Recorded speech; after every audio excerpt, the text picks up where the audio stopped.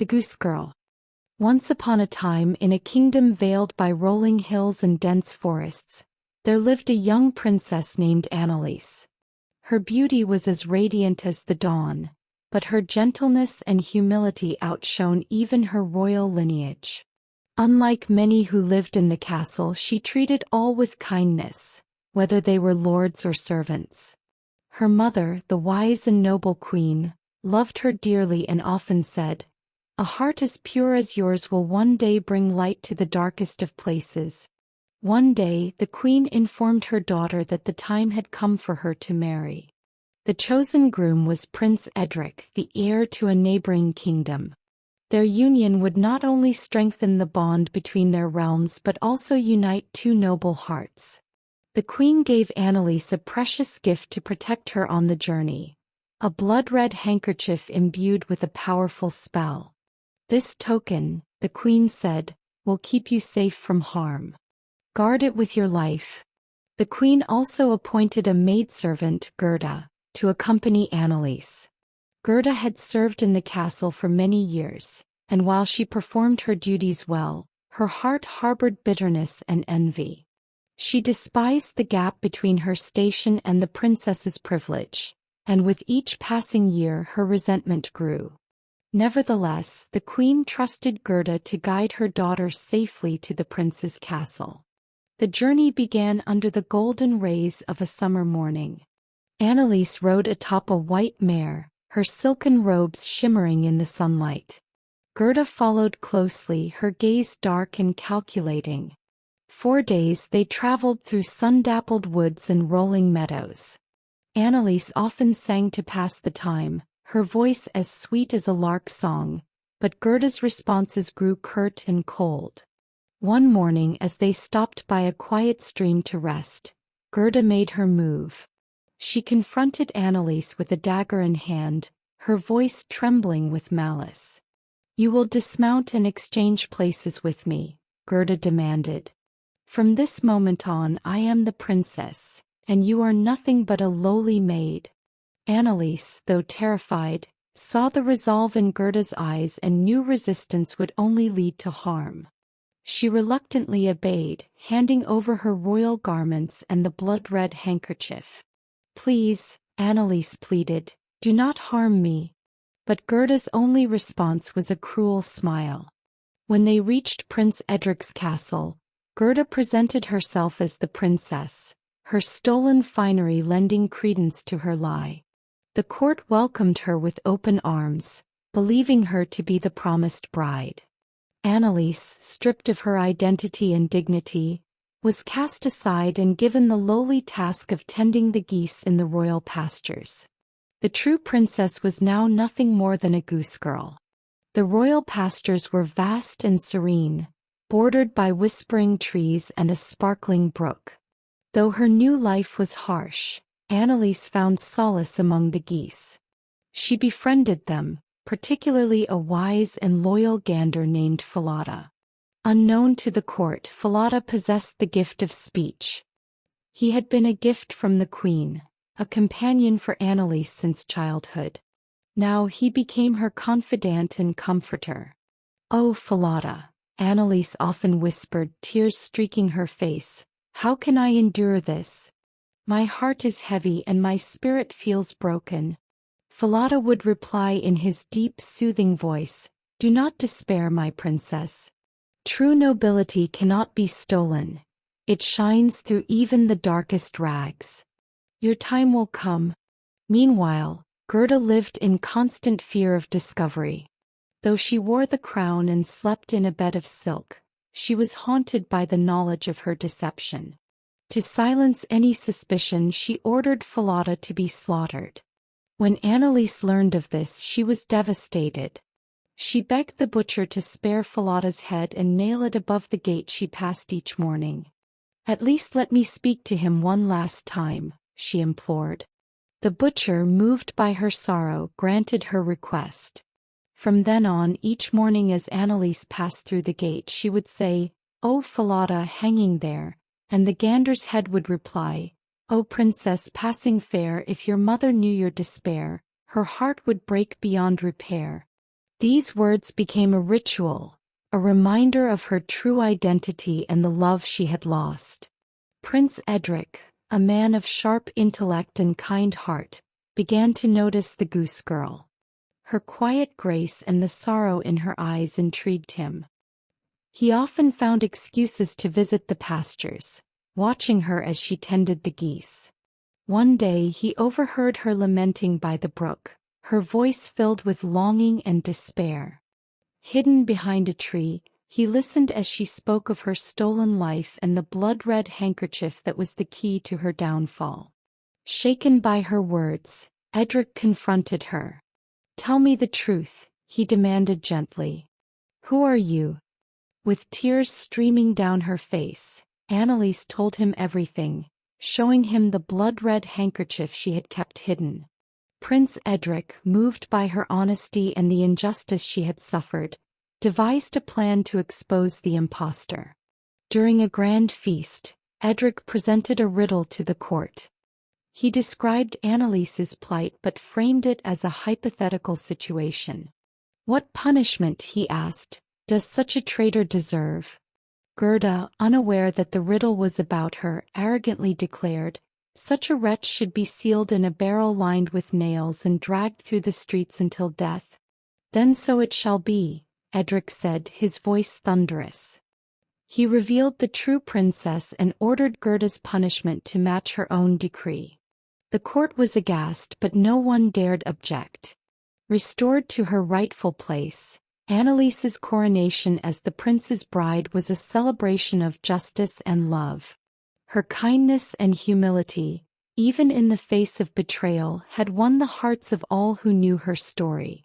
Together she and Prince Edric ruled with wisdom and compassion, their bond unshakable. As for Falada, though his life had ended, his loyalty lived on in Annalise's memory. She had a statue erected in his honor, ensuring that his name would never be forgotten.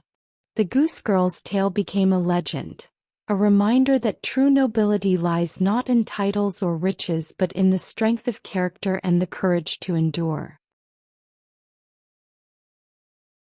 Sleeping Beauty.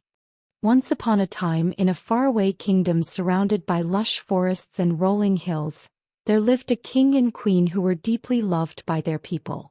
Yet their hearts were heavy, for though they had wealth, power, and all the joys of a grand castle, they had no child.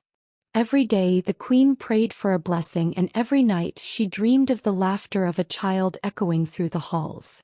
One bright morning, as the queen bathed in a quiet forest stream, a curious frog leapt onto the mossy bank. Its golden eyes gleamed as it croaked, "Your wish shall be granted. Before the year is out you will have a daughter." Startled, the queen laughed, though her heart leapt with hope. The frog's prophecy came true.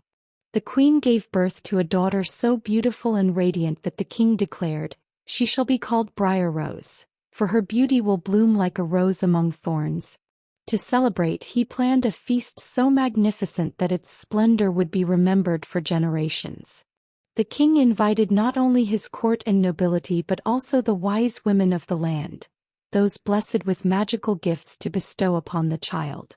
However, there were 13 wise women in the kingdom, and the king possessed only 12 golden plates fine enough for such honored guests.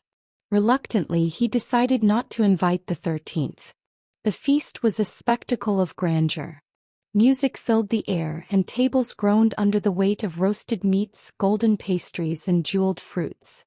One by one, the wise women approached the cradle where Briar Rose lay, her tiny fingers curling in her sleep. The first wise woman touched her brow and said, "She shall grow to be the most beautiful maiden in the world." The second blessed her with the gift of wisdom. The third gave her grace, the fourth kindness, and the fifth the golden voice that would make her songs like the sweetest bird song. Each blessing made the air shimmer with magic, and the court marveled at the child's bright future. But as the 11th wise woman finished her blessing, the great oak doors of the hall slammed open with a crash. A cold wind swept in, extinguishing the torches. There in the doorway stood the 13th wise woman. Her face was shadowed with anger, and her eyes glittered with a cold, fiery light. The court fell silent. She strode forward, her black robes swirling around her like a storm cloud. "So I am not worthy of an invitation," she said, her voice echoing through the hall. Before anyone could respond, she reached the cradle and raised her hand. "Because you have scorned me, I shall leave my mark. When the princess turns 15, she shall prick her finger on a spindle and die." Gasps of horror filled the room. The queen wept, clutching her child to her chest. The king stood frozen, powerless to act. But then the 12th wise woman stepped forward. "Do not despair," she said, her voice steady. "I cannot undo the curse, but I can soften it. The princess will not die. Instead, she shall fall into a deep sleep lasting 100 years. At the end of that time she will awaken restored and unharmed." Though comforted by the softened curse, the king was determined to prevent it from ever coming true. He ordered every spinning wheel and spindle in the kingdom to be destroyed. The search was relentless. Spindles were burned in great bonfires, spinning wheels smashed to splinters, and spinning forbidden under threat of imprisonment. Years passed, and Briar Rose grew into a maiden of extraordinary beauty, grace, and charm. Her hair gleamed like spun gold, and her laughter brought joy to all who heard it. She was beloved by all, and her kindness touched even the lowliest servant. Yet the curse hung over her like a shadow, unspoken but never forgotten. On her 15th birthday, as the castle bustled with preparations for her celebration, Briar Rose wandered the halls. She had always been curious, and on this day she found herself climbing a winding staircase to a tower she had never explored. At the top she discovered a small ancient door. The door creaked open, revealing a dusty chamber. In the center of the room sat an old woman, hunched over a spindle, spinning flax into fine thread. "Good day, grandmother," Briar Rose said. "What are you doing?" "I am spinning, my child," the old woman replied, her voice kind yet strange. "What is that marvelous thing that twirls so prettily?" "It is a spindle. Would you like to try?" Eager to learn, Briar Rose reached out. No sooner had her finger touched the spindle than the curse took hold.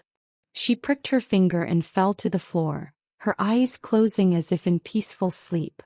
The old woman vanished, for she was none other than the 13th wise woman in disguise. The curse swept through the castle like a whisper of wind. The king and queen fell asleep in their thrones, the courtiers slumped where they stood, and even the animals in the stables stilled.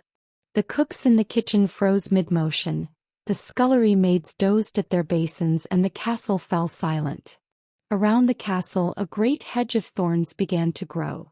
The thorns were fierce and twisted, and they climbed higher and thicker with each passing year until the castle was hidden entirely. Decades passed, and the story of the sleeping princess became legend.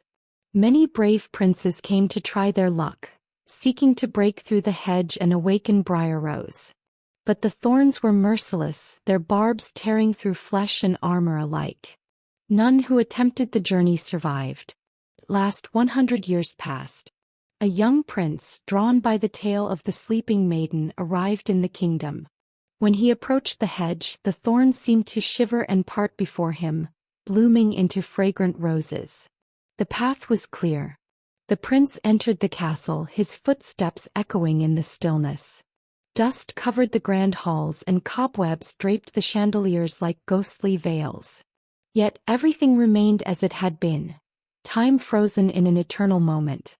At last he climbed the spiral staircase to the tower and found Briar Rose lying on a bed of silk, her beauty undiminished by the years. He was overcome with love and knelt beside her. Gently he leaned down and kissed her. At that moment her eyes fluttered open and she smiled at him. The spell was broken. All around them the castle stirred to life. The king and queen awoke, the courtiers stretched and yawned, and the birds outside began to sing once more. Briar Rose and the prince were soon wed in a celebration as grand as the one that marked her birth. Their love brought joy and renewal to the kingdom, and they lived happily ever after, their tale retold for generations as Little Briar Rose. The boy who left home to learn fear. Once upon a time in a quiet village nestled between the dark woods and the whispering hills, there lived a boy who knew no fear. Unlike his peers who shivered at ghostly tales and ran from things that crept in the night, this boy found such things tedious. He had never once trembled, never once gasped in terror. It was an odd affliction, for fear was as natural as breathing to most. But to him it was an unknown thing. One evening, as the village gathered around the flickering hearth to share stories, the boy overheard his father grumbling about his peculiar nature. "He's a good lad," his father sighed, "but he doesn't have the sense to be afraid. What will become of him?" Determined to set things right, the boy declared, "I will go into the world and learn what fear is." And so, with a sack slung over his shoulder and the blessing of his bewildered family, he set off down the road toward adventure. His first stop was at an inn where an old man with a face like crumpled parchment listened to his quest and chuckled. "If it's fear you seek, lad, spend 3 nights in the haunted castle beyond the hills. None who enter have ever returned." The boy's eyes lit up. That sounds promising. With directions in hand, he strode to the castle, its towers looming like silent sentinels against the moonlit sky. As he entered, a chill snaked through the air and a voice whispered from the shadows, "Turn back, fool, or join the others in eternal rest." The boy only yawned. "I'm here to learn fear, not turn back." He kindled a fire, set down his sack, and prepared for the night. At midnight, a cacophony of rattling bones and howling spirits filled the air. A grotesque procession of ghosts, ghouls, and headless figures emerged from the walls, dancing and cackling. They wailed, they shrieked, they lunged at him with outstretched claws. Yet the boy only rubbed his chin thoughtfully. "Quite a show," he remarked. "But not very frightening." Frustrated, the specters vanished, leaving him to sleep soundly until morning. On the second night, a coffin slid from the ceiling, landing with a thud before him. The lid creaked open, revealing a cadaverous man with hollow eyes. "Come closer," the corpse croaked. The boy, ever obliging, dragged the body from its box, propped it by the fire, and attempted to warm it up. When that failed, he laid the skeleton to rest once more. "You must be cold, poor fellow," he said, tucking him in before heading to bed himself. By the third night, the castle itself seemed enraged by his indifference. The very walls groaned as 2 severed halves of a man stumbled toward him, begging to be put back together. "Well, that's just poor craftsmanship," the boy muttered. With a bit of effort and some clever stitching, he reunited the halves, sending the man on his way. But the castle was not yet finished with him. As the clock struck 3, the great doors burst open, and from the darkness emerged a monstrous, faceless being, its body writhing with shadows. Its voice was a deep, guttural echo. "You have not yet met true terror." The boy crossed his arms. "And will you be the one to teach me?" The entity lunged, twisting and shifting, its form growing and shrinking as it towered over him. It conjured storms within the castle walls, shrieks of agony rising with the winds. The boy, unfazed, reached for a poker from the fireplace and waved it at the creature as though shooing away a stray dog. "Honestly, is this the best you can do?"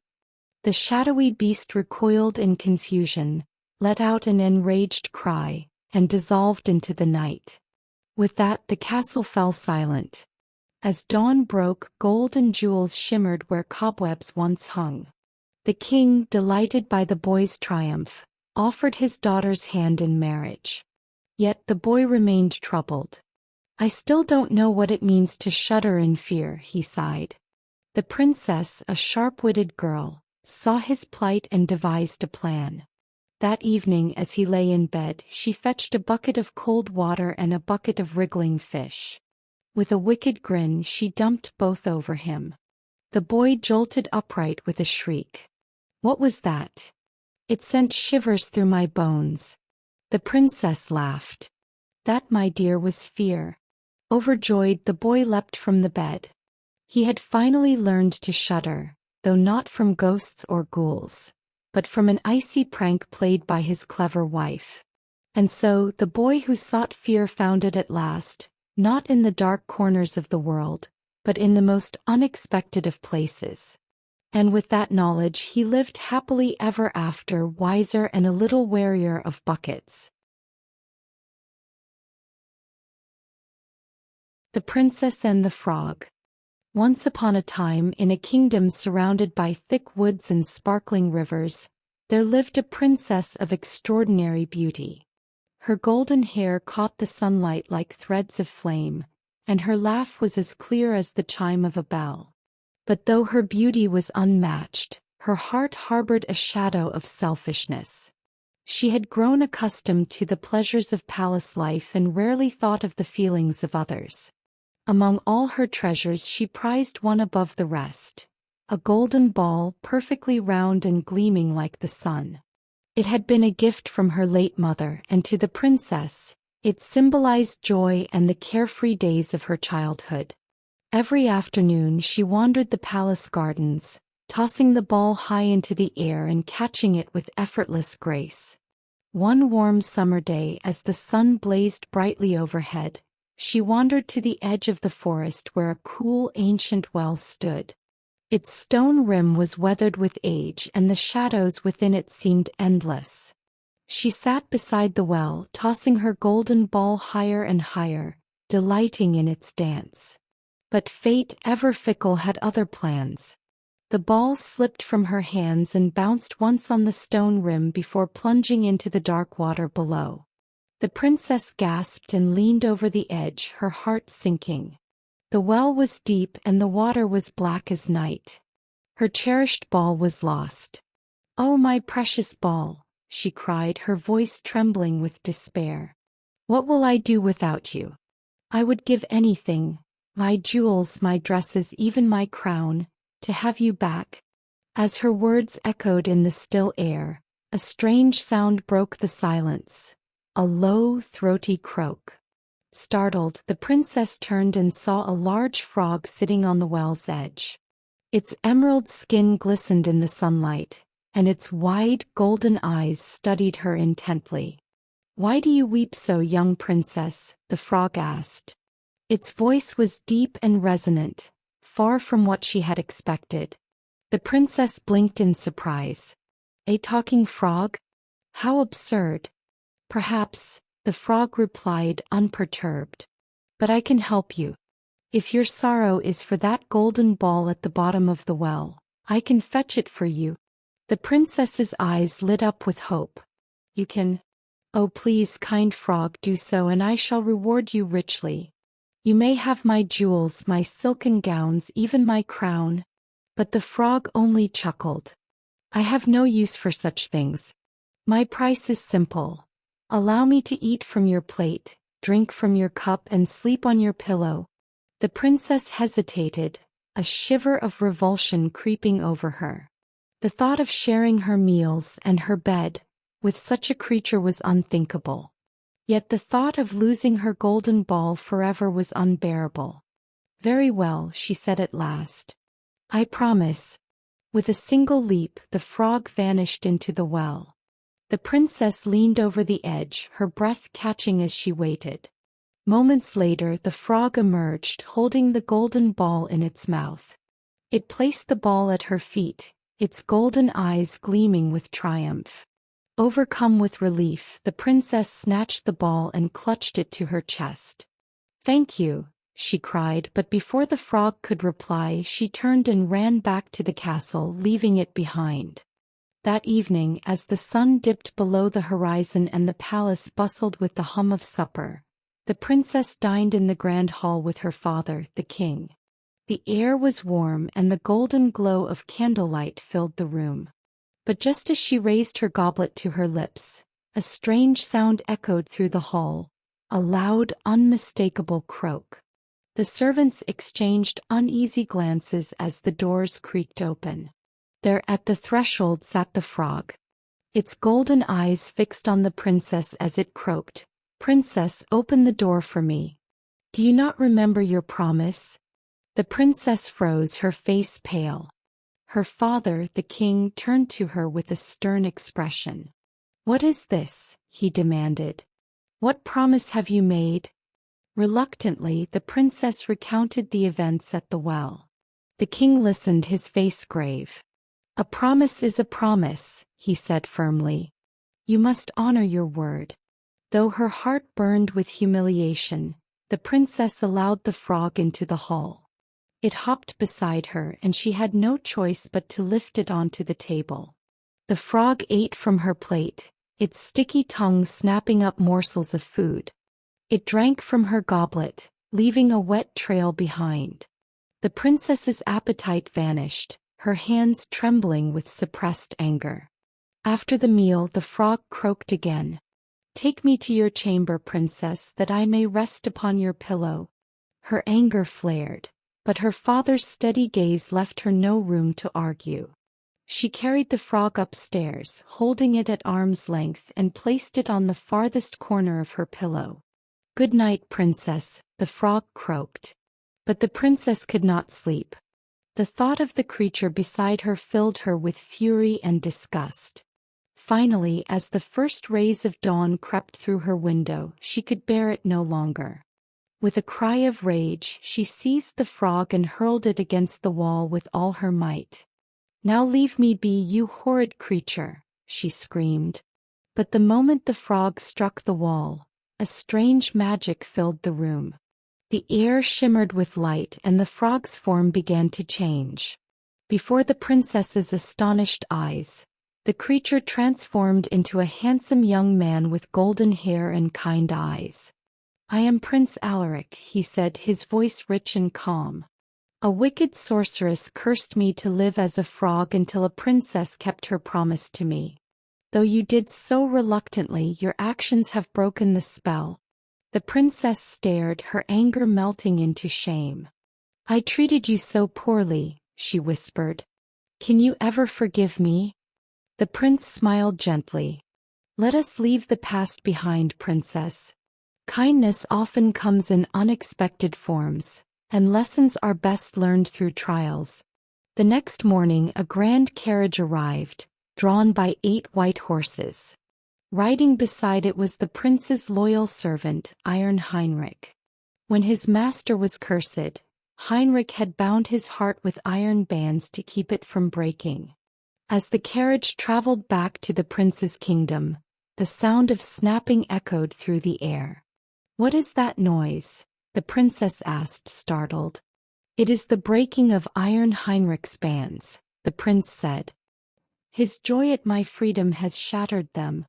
And so the prince and the princess were married and lived happily ever after, their tale a reminder of the power of promises kept and the unexpected paths to redemption.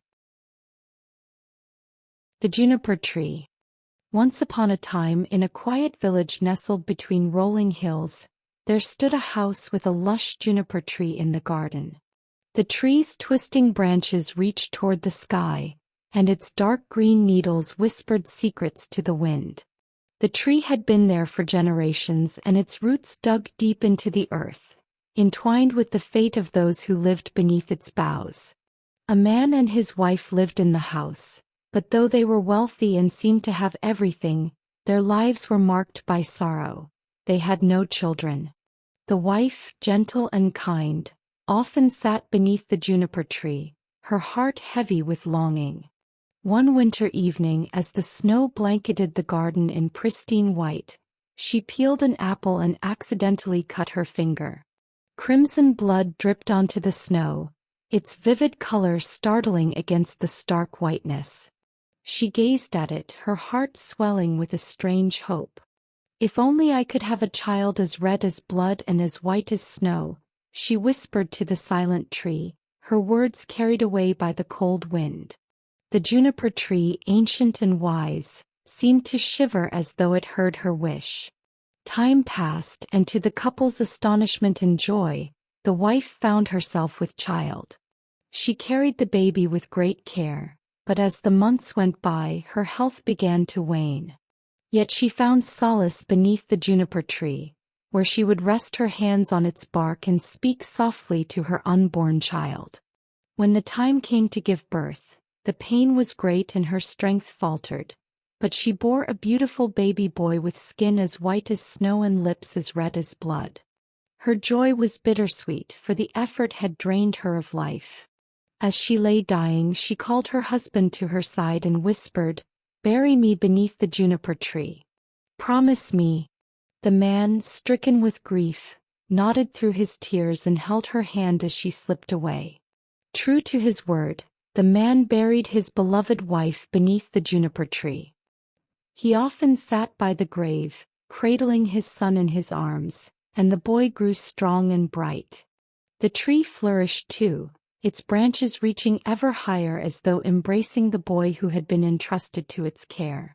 Years passed and the man remarried. His new wife brought with her a daughter, a girl as radiant as sunshine. At first the house was filled with happiness, but as time went on, the new wife grew jealous of the boy. He was kind and handsome, and his father loved him dearly, favoring him over her own daughter, Marlene. The stepmother's jealousy festered like a wound, and soon she could no longer hide her bitterness. She scolded the boy over trifles and treated him coldly, while doting on her own child. One fateful day when the boy returned home from school, the stepmother's envy reached its breaking point. She called to him sweetly, masking her malice. "Come here, my boy," she said, her voice dripping with false warmth. "Would you like an apple?" The boy, unaware of her cruel intentions, nodded eagerly. She led him to a large chest, its lid heavy and dark. Inside, nestled among fine linens, lay a bright red apple. As the boy leaned over to take it, she slammed the lid shut with all her strength. The sound of the impact echoed through the house, and the boy fell lifeless to the floor. Panic consumed her, but the stepmother's cunning mind worked quickly. She propped the boy's body upright in a chair and placed the red apple in his hand. Then she called for Marlene, her innocent daughter, who had been playing in another room. "Your brother has been so quiet. Go and wake him," she instructed, feigning concern. When Marlene approached her brother and tried to rouse him, his head lolled to the side, lifeless. The little girl's scream pierced the air as she ran to her mother, trembling. "Mama, he won't wake up. His head, she sobbed, unable to finish her sentence. The stepmother seized the moment, her face twisted in a cruel mask of accusation. "You wicked child," she cried. "What have you done?" Marlene, too young and frightened to understand the truth, was overcome with guilt and wept inconsolably. The stepmother wasted no time. She carried the boy's body into the kitchen and chopped it into pieces, her hands working with a cold efficiency that belied the horror of her act. She cooked him into a hearty stew, seasoning it with herbs and spices to mask the truth. That evening she served the meal to her husband, who ate with great relish. "This is delicious," he remarked, unaware of the monstrous deed behind the dish. Marlene, however, could not eat. Her guilt and sorrow weighed heavily on her, and she quietly gathered her brother's bones when her stepmother wasn't looking. Wrapping them in a silken cloth, she crept outside and buried them beneath the juniper tree. As Marlene's tears watered the earth, a miraculous thing occurred. The juniper tree began to stir, its branches trembling as though awakened from a deep slumber. A thick mist rose from the ground, enveloping the garden in an ethereal glow. Out of the mist emerged a magnificent bird, its feathers shimmering with hues of gold and crimson. The bird's eyes sparkled like stars, and it opened its beak to sing a haunting melody. "My mother, she killed me, my father, he ate me, my sister." Marlene gathered my bones, tied them in silk, laid them beneath the juniper tree. "What a beautiful bird am I!" The bird's song echoed through the village, mesmerizing all who heard it. It flew to a goldsmith's shop and sang its tune, receiving a golden chain in return. Then it visited a shoemaker who gifted it a pair of red shoes, and finally a miller who offered it a heavy millstone. The bird accepted these gifts and returned to the house, perching on the roof. The bird sang its song once more, and the father, enchanted, stepped outside. The bird dropped the golden chain around his neck, a token of love for the man who had unknowingly partaken in the tragedy. Next, Marlene emerged, her tear-streaked face lighting up as the bird dropped the red shoes at her feet. Finally, the stepmother stepped outside, her face dark with suspicion. The bird sang its song one last time, and with a mighty cry, it released the millstone. The heavy stone fell, striking the stepmother and killing her instantly. As the stepmother's lifeless body hit the ground, the bird transformed. In a burst of golden light, the boy stood before them, whole and alive once more. Marlene ran to her brother, throwing her arms around him as tears of joy streamed down their faces. The father, though bewildered, felt his heart swell with happiness, and he embraced his children tightly. From that day on, the family lived in peace, their bond strengthened by the trials they had endured. The juniper tree stood tall and proud, its branches swaying gently as though in blessing, guarding the family with its ancient wisdom and quiet strength. Rumpelstiltskin. In a faraway land, there lived a miller who was not content with his simple life. Though his work was honest and his daughter kind and beautiful, the miller often boasted of greatness he did not possess. One day, while delivering grain to the royal castle, the miller found himself in the company of the king. The monarch, draped in fine silks and gold, was a man of immense greed, always seeking to increase his already vast wealth. Eager to impress, the miller puffed out his chest and said, "Your Majesty, my daughter has a gift unlike any other. She can spin straw into gold." The king raised an eyebrow. "Straw into gold, you say? That is quite a claim. If what you say is true, she could prove most useful to my kingdom. Bring her to me." Realizing his boast had gone too far but too proud to admit the truth, the miller returned home and told his daughter what he had done. The girl, whose heart was pure, was horrified. "Father, how could you tell such a lie? I cannot spin straw into gold." The miller avoided her gaze. "You'll think of something, my dear. Surely you will." The next day, the king's guards arrived to take the miller's daughter to the castle. She was led to a cold, dimly lit chamber where heaps of straw reached the ceiling. A spinning wheel and an empty spool sat in the center of the room. The king appeared, his sharp eyes glinting in the torchlight. "You have until dawn," he said, "to spin all this straw into gold. If you succeed, I will reward you beyond measure.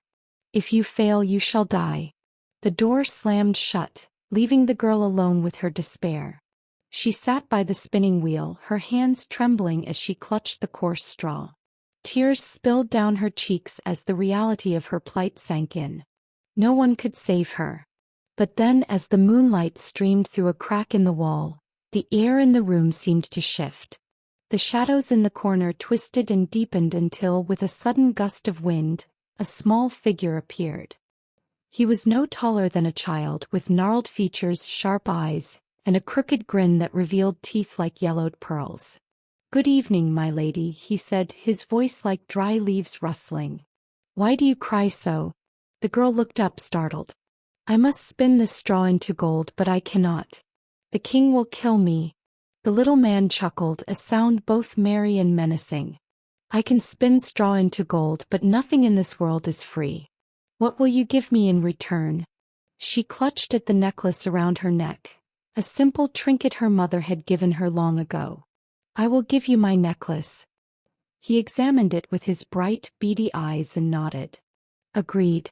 The little man sat at the spinning wheel, his hands moving with uncanny speed. The wheel hummed, and thread as fine and golden as sunlight spilled onto the spool. The girl watched in awe as straw vanished and gold gleamed in its place. By dawn, the room was filled with gold and the little man was gone.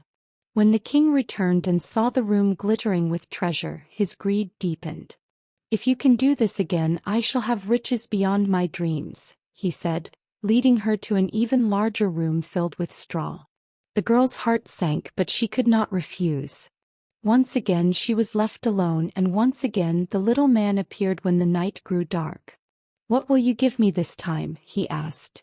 She removed her ring, the only other possession she had. "Take this." The little man took the ring with a sly grin and set to work. By dawn, every last straw had been spun into gold. When the king saw this, he was overcome with greed. For a third time he brought her to a chamber, this one larger than the others combined. "If you succeed tonight," he said, "you shall become my queen." The girl did not want to marry such a cruel and greedy man, but she saw no way out. That night when the little man appeared, she had nothing left to give. "What will you offer me now?" he asked. Tears streaked her face as she whispered, "I have nothing left." The little man's grin widened and his voice dropped to a whisper. "Then promise me your firstborn child when you are queen." Horrified, she hesitated, but with her life on the line, she agreed. The little man worked through the night, and by morning the room shone brighter than the sun. The king, true to his word, made her his queen. Though she wore a crown of gold and lived in a palace, she was not happy. She could not forget her promise to the strange little man. A year passed and the queen gave birth to a beautiful child. She had almost forgotten about her promise when one night, the little man appeared in her chamber. "Give me what you promised," he said. The queen wept and begged him to take anything else, but he refused. "A deal is a deal." Seeing her despair, he softened slightly. "Very well. I will give you 3 days. If in that time you can guess my name, you may keep your child." The queen spent the first day guessing every name she had ever heard. "Is it Jacob? Wilhelm? Henry?" But the little man only laughed. "No, that is not my name." The second day she sent messengers across the kingdom to gather every strange and unusual name they could find. When the little man returned, she tried them all. "Is it Zebedee? Balthazar? Mortimer?" But he only laughed harder. "No, that is not my name." On the third day, one of her messengers returned with strange news. Deep in the forest, he had come upon a tiny cottage. Outside, a little man danced around a fire, singing, "Today I bake, tomorrow I brew. Then the queen's child I'll take for my due. For no one knows, no one can claim, that Rumpelstiltskin is my name." When the little man appeared that evening, the queen feigned ignorance. "Is your name Conrad?" "No." "Is it Hieronymus?" "Wrong again," he cackled. The queen smiled. "Then perhaps your name is Rumpelstiltskin?" The little man's face twisted with fury. "The devil told you that." "The devil told you," he shrieked. In his rage he stamped his foot so hard that it sank deep into the floor. In his struggle to free himself, he tore himself in two, and with a final ear-piercing scream he vanished forever. The queen at last was free. She held her child close, vowing never again to make a promise born of desperation. And though she remained queen, her heart turned toward compassion and wisdom, for she had learned the true cost of greed and deceit. And so she and her child lived happily ever after. Snow White. Once upon a time, in the depths of a snow-blanketed winter, a queen sat by her ebony-framed window, stitching a garment with fingers numbed by the cold. As she worked, she pricked her finger and 3 drops of blood fell upon the snow on the windowsill. The crimson drops gleamed like rubies against the stark white, and she murmured a wish. "If only I could have a child with skin as white as snow, lips as red as blood, and hair as black as ebony." In time her wish was granted. She bore a daughter who was a living embodiment of that dream.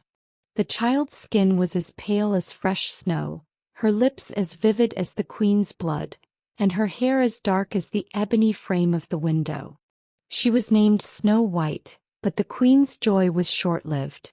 Soon after the child's birth, the queen passed away, leaving the king and his infant daughter alone in their grief. The king did his best to care for his daughter, but his duties often pulled him away. Snow White grew up sweet-natured and beautiful but lonely. Years passed, and the king remarried a woman of extraordinary beauty. Yet beneath her flawless exterior lay a heart as cold as ice and a mind consumed by vanity.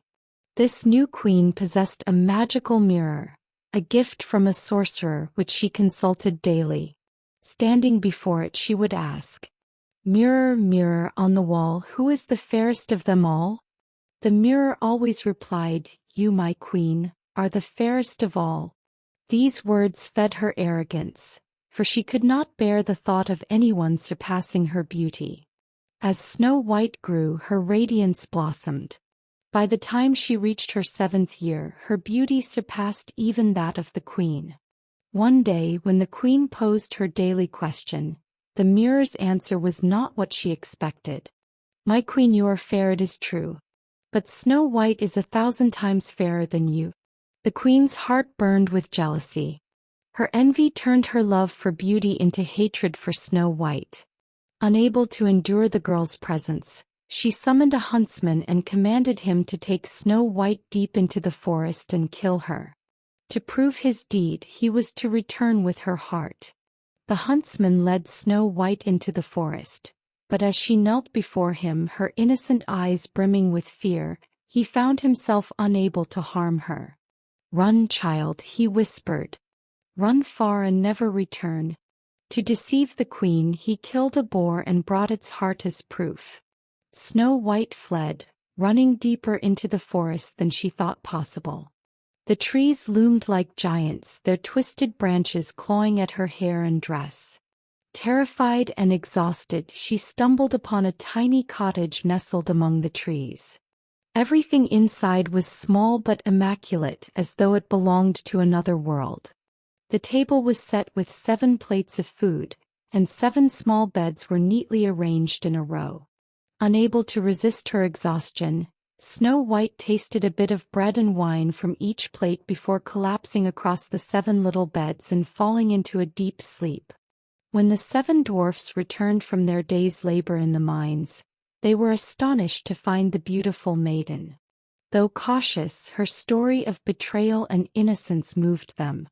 They offered her shelter, warning her of the queen's malice. Snow White promised to keep their home and hearts safe, living with them as a sister. In return, she helped tend to their household, filling it with warmth and joy. Meanwhile, the queen, believing Snow White to be dead, once again consulted her mirror. But the mirror revealed the truth. Snow White, beyond the mountains tall, living with the 7 dwarfs, is still the fairest of them all. The queen's rage knew no bounds. She vowed to destroy Snow White with her own hands. Disguising herself as an old peddler, she visited the dwarf's cottage.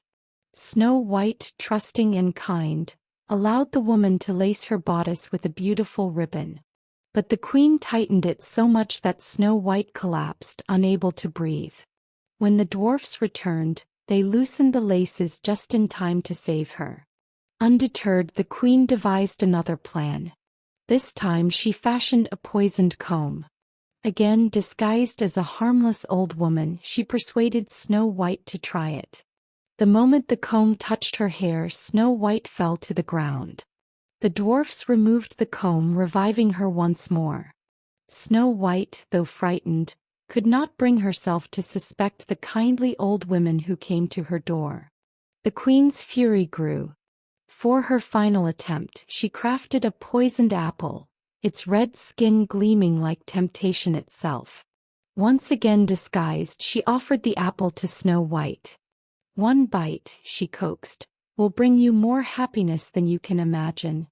Snow White hesitated but succumbed to the queen's gentle persuasion. As her teeth broke the apple's skin, she collapsed, lifeless. This time the dwarfs could not revive her. They mourned deeply, placing her in a glass coffin so her beauty would never fade. Each day they stood vigil, unable to let her go. Days turned into weeks and weeks into months. The seasons changed, and the forest around them seemed to mourn with them, its vibrant colors dulling. One day, a prince traveling through the forest stumbled upon the coffin. Struck by Snow White's beauty, he begged the dwarfs to let him take her to his castle, where she could be honored forever.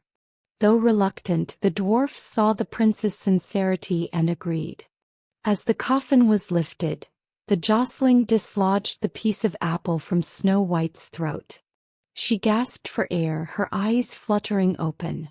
The prince, overjoyed, declared his love. Moved by his sincerity and devotion, Snow White agreed to marry him.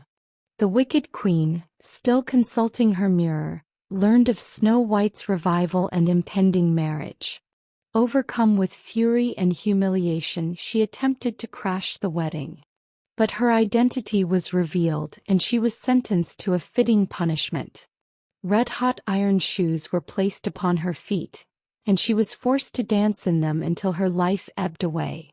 Snow White and her prince ruled with kindness and wisdom, their love and fairness bringing prosperity to the land. The dwarfs, her lifelong friends, visited often, and their bond remained unbreakable. Snow White's tale became a cherished legend, told in hushed tones by the fireside, a reminder of the triumph of goodness and love over vanity and malice. And so they lived happily ever after. The Clever Farmer's Daughter. Once upon a time there lived a humble farmer and his daughter. Though their home was modest, the farmer's daughter possessed a sharp mind and a wit quicker than a fox in a henhouse. From a young age she displayed remarkable intelligence, solving problems in ways that left even the village elders in awe. Her father, a hard-working man of simple means, often marveled at how swiftly she could think through any challenge. One day, while plowing his fields, the farmer uncovered a magnificent golden mortar, shining brilliantly under the sun. He turned it over in his hands, its weight solid and its craftsmanship exquisite. He knew such an object was worth a fortune. Knowing it was something of great value, he pondered what to do. His daughter, wise beyond her years, warned him, "Father, if you take this to the king, he will surely demand the matching pestle and blame you for keeping it hidden." But the old farmer, a man of honesty and integrity, believed the king would appreciate his truthfulness. "Honesty is always the best path," he told his daughter, dismissing her concerns. Against his daughter's counsel, he took the golden mortar to the palace. As his daughter predicted, the king, rather than rewarding the farmer's integrity, was infuriated. "If you have brought me the mortar, then you must also have the pestle. Produce it at once, or you shall pay the price," he bellowed, his face red with anger. The poor farmer, bewildered, insisted he had found only the mortar, but the king would not listen. The farmer was thrown into prison, left to languish for a crime he had not committed. His heart grew heavy with regret, wishing he had heeded his daughter's wise words. Word reached the farmer's daughter of her father's fate. She did not wail or despair, but instead sat in deep thought. She knew she had to outwit the king to save her father. With determination she devised a plan. She sent word to the king, declaring that she could solve any riddle he presented. Intrigued and somewhat skeptical, the king summoned her to his court. When she arrived, the courtiers whispered among themselves, surprised to see such a young and unassuming girl daring to challenge their mighty ruler. The king set before her a challenge. "Come to me neither clothed nor naked, neither riding nor walking, neither on the road nor off it. If you can accomplish this, I shall set your father free." A smug smile curled at his lips, confident that such an impossible task would stump even the cleverest of minds. With a knowing smile, the clever girl bowed and left. That night she carefully prepared for her journey. At dawn, as the first light kissed the earth, she approached the palace wrapped in a fishing net, covering just enough to avoid complete nakedness.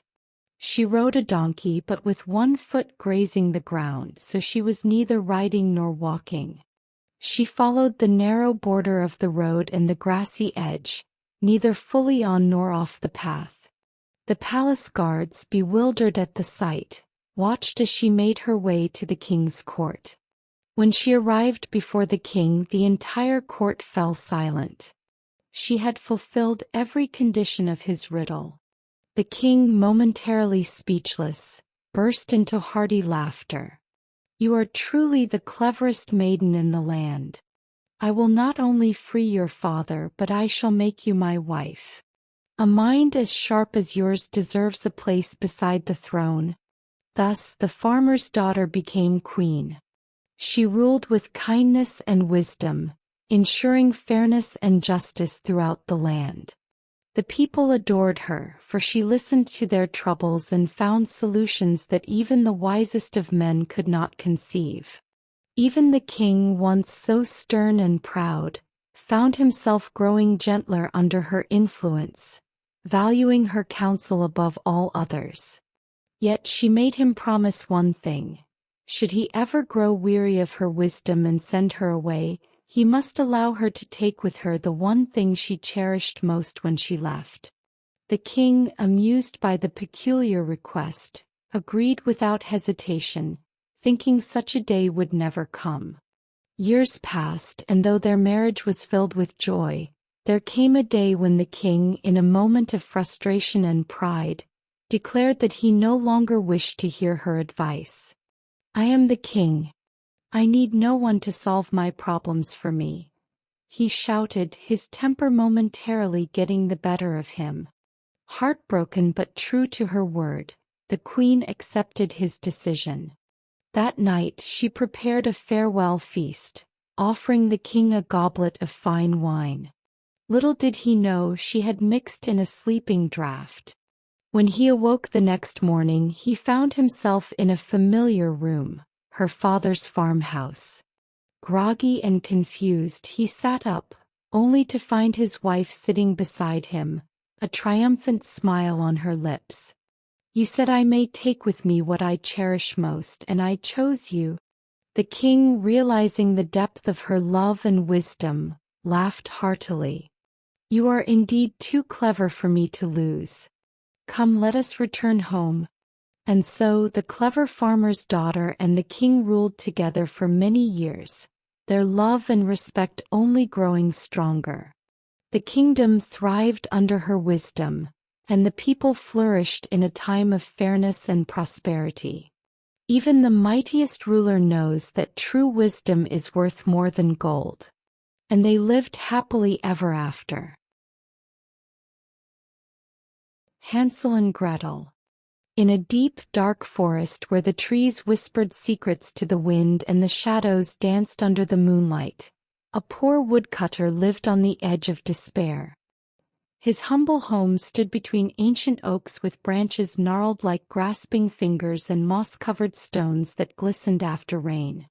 Inside, his two children, Hansel and Gretel, shared a small bed, their dreams often interrupted by the rumblings of empty stomachs. Times were hard, and the family's meager provisions had dwindled to nearly nothing. The woodcutter's wife, the children's stepmother, grew bitter and cruel as hunger gnawed at her belly, twisting her heart. One cold night, as the children huddled together for warmth, they overheard their stepmother's sharp, cutting voice. "Husband, we have no choice," she hissed. "There is not enough food for all of us. If we leave the children in the forest, they will not find their way back. It is the only way we can survive." The woodcutter protested, his voice breaking with sorrow. "How can I abandon my own children?" he pleaded. But his wife was relentless, her words like iron striking stone. "If we do not act, we will all starve," she said. Her resolve was cold and unyielding. Hansel, ever clever and alert, whispered to Gretel as they lay in the dark. "Do not worry, dear sister. I will think of something." And as the household finally fell silent, Hansel crept out into the moonlit yard. The pale light revealed a scattering of smooth white pebbles, glinting like tiny stars fallen to earth. He filled his pockets with as many as they could hold and slipped back inside, his heart heavy but determined. At dawn, their stepmother's voice rang out with feigned cheer. "Wake up, children. We are going to gather wood today."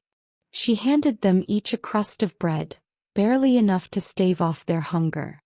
Hansel and Gretel exchanged uneasy glances but obeyed. The stepmother led them deep into the forest, where the trees grew so close together that the sunlight barely touched the ground. As they walked, Hansel lingered at the back, letting the pebbles fall one by one, creating a shimmering trail behind them. When evening came, their stepmother and father left the children by a dying fire, promising to return soon. Hansel and Gretel waited, but as the hours passed, it became clear they were alone. Gretel began to cry softly, but Hansel took her hand. "Do not be afraid," he said. "The moon will guide us." Sure enough, when the moon rose, its silvery light revealed the trail of pebbles. The children followed it through the dark forest, their fear subsiding with each step. By dawn they reached their father's cottage. The woodcutter embraced them, tears streaming down his face. But their stepmother's face twisted in fury, and her lips curled into a scowl. Her plan had failed and she would not let it fail again. Days later, hunger gripped the household once more. The stepmother's voice, sharp as a blade, cut through the night. "We must try again. This time we will go even deeper into the forest." The woodcutter's protests were weaker now, his spirit worn thin by despair. Hansel, overhearing once more, tried to gather pebbles again, but this time the door was locked. Instead, he crumbled his small piece of bread into crumbs and tucked them into his pocket. As the family ventured even farther into the forest the next morning, Hansel dropped the crumbs behind him, hoping to mark their way home. But when night fell and the children tried to retrace their steps, the trail was gone. The birds of the forest, hungry like everyone else, had eaten every crumb. Lost and weary, Hansel and Gretel wandered through the dark forest for 3 days, their bellies empty and their hope dwindling. They clung to each other for comfort as the trees loomed like silent giants around them. On the morning of the 4th day, as the sun pierced through the dense canopy, they stumbled upon a sight so wondrous it seemed like a dream. A house made entirely of gingerbread, sugar, and candy.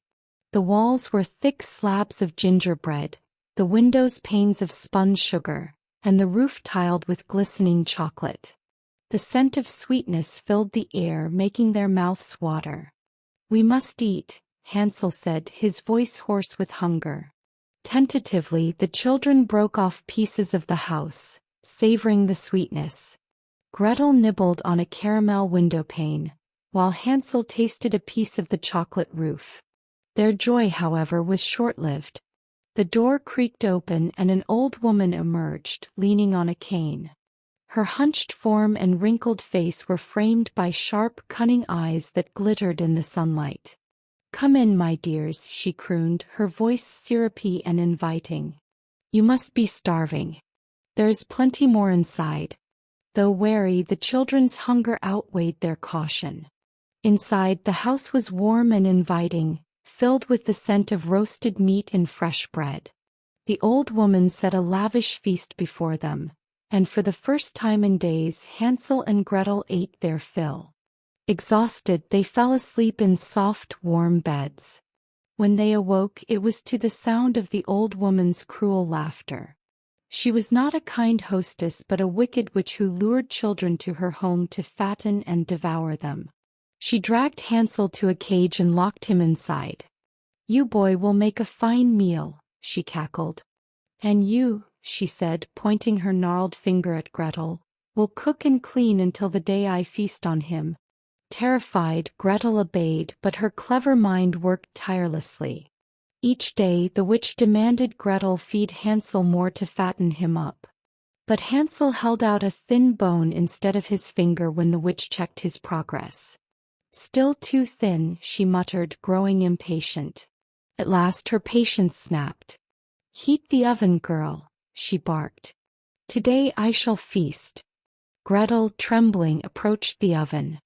"I don't know how to check if it's hot enough," she said, her voice quivering. "Will you show me?" The witch sneered. "Foolish child. Watch closely." She leaned into the oven and with all her strength, Gretel pushed her in and slammed the door. The witch's screams filled the house as the fire consumed her. Gretel rushed to free Hansel from his cage. Together they searched the house, finding chests filled with gold and jewels. They filled their pockets and left the candy house behind, the forest no longer seeming as dark. After days of wandering, they emerged from the forest and saw the familiar outline of their father's cottage. The woodcutter ran to meet them, tears streaming down his face. Their stepmother was gone, having succumbed to her own greed and wickedness.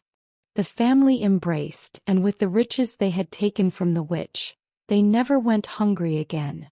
And so Hansel and Gretel lived happily ever after, their bond stronger than ever after their harrowing adventure in the heart of the dark forest. The Devil with the Three Golden Hairs. Once upon a time in a humble village, a child was born under the light of a lucky star. An old prophecy declared that this boy was destined to marry the king's daughter. When news of this prophecy reached the ears of the greedy king, he grew enraged. How could a mere peasant boy ever be worthy of his royal daughter? Determined to alter fate, the king disguised himself and visited the poor child's home, pretending to be a well-meaning traveler. He convinced the parents to entrust the boy to him, promising a bright future. However, as soon as he had the child in his possession, the king placed him in a small basket and set him afloat on a river, hoping fate would sweep him away forever. But fortune was on the boy's side. The basket drifted safely downriver until it was discovered by a kind-hearted miller and his wife. The couple, having no children of their own, took him in and raised him as their son. The boy grew strong, clever, and kind, beloved by all who knew him. Years later, the king happened to visit the mill and was shocked to see the boy alive and well. Realizing fate was still at work, the king devised another plan.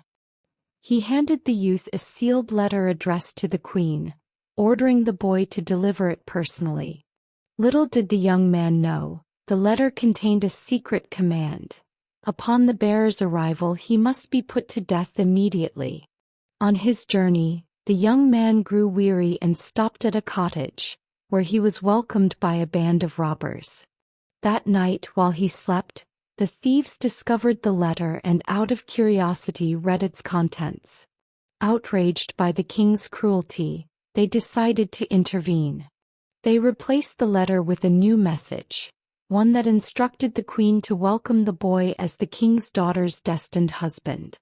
Upon reaching the palace, the queen, seeing the royal seal, obeyed without hesitation.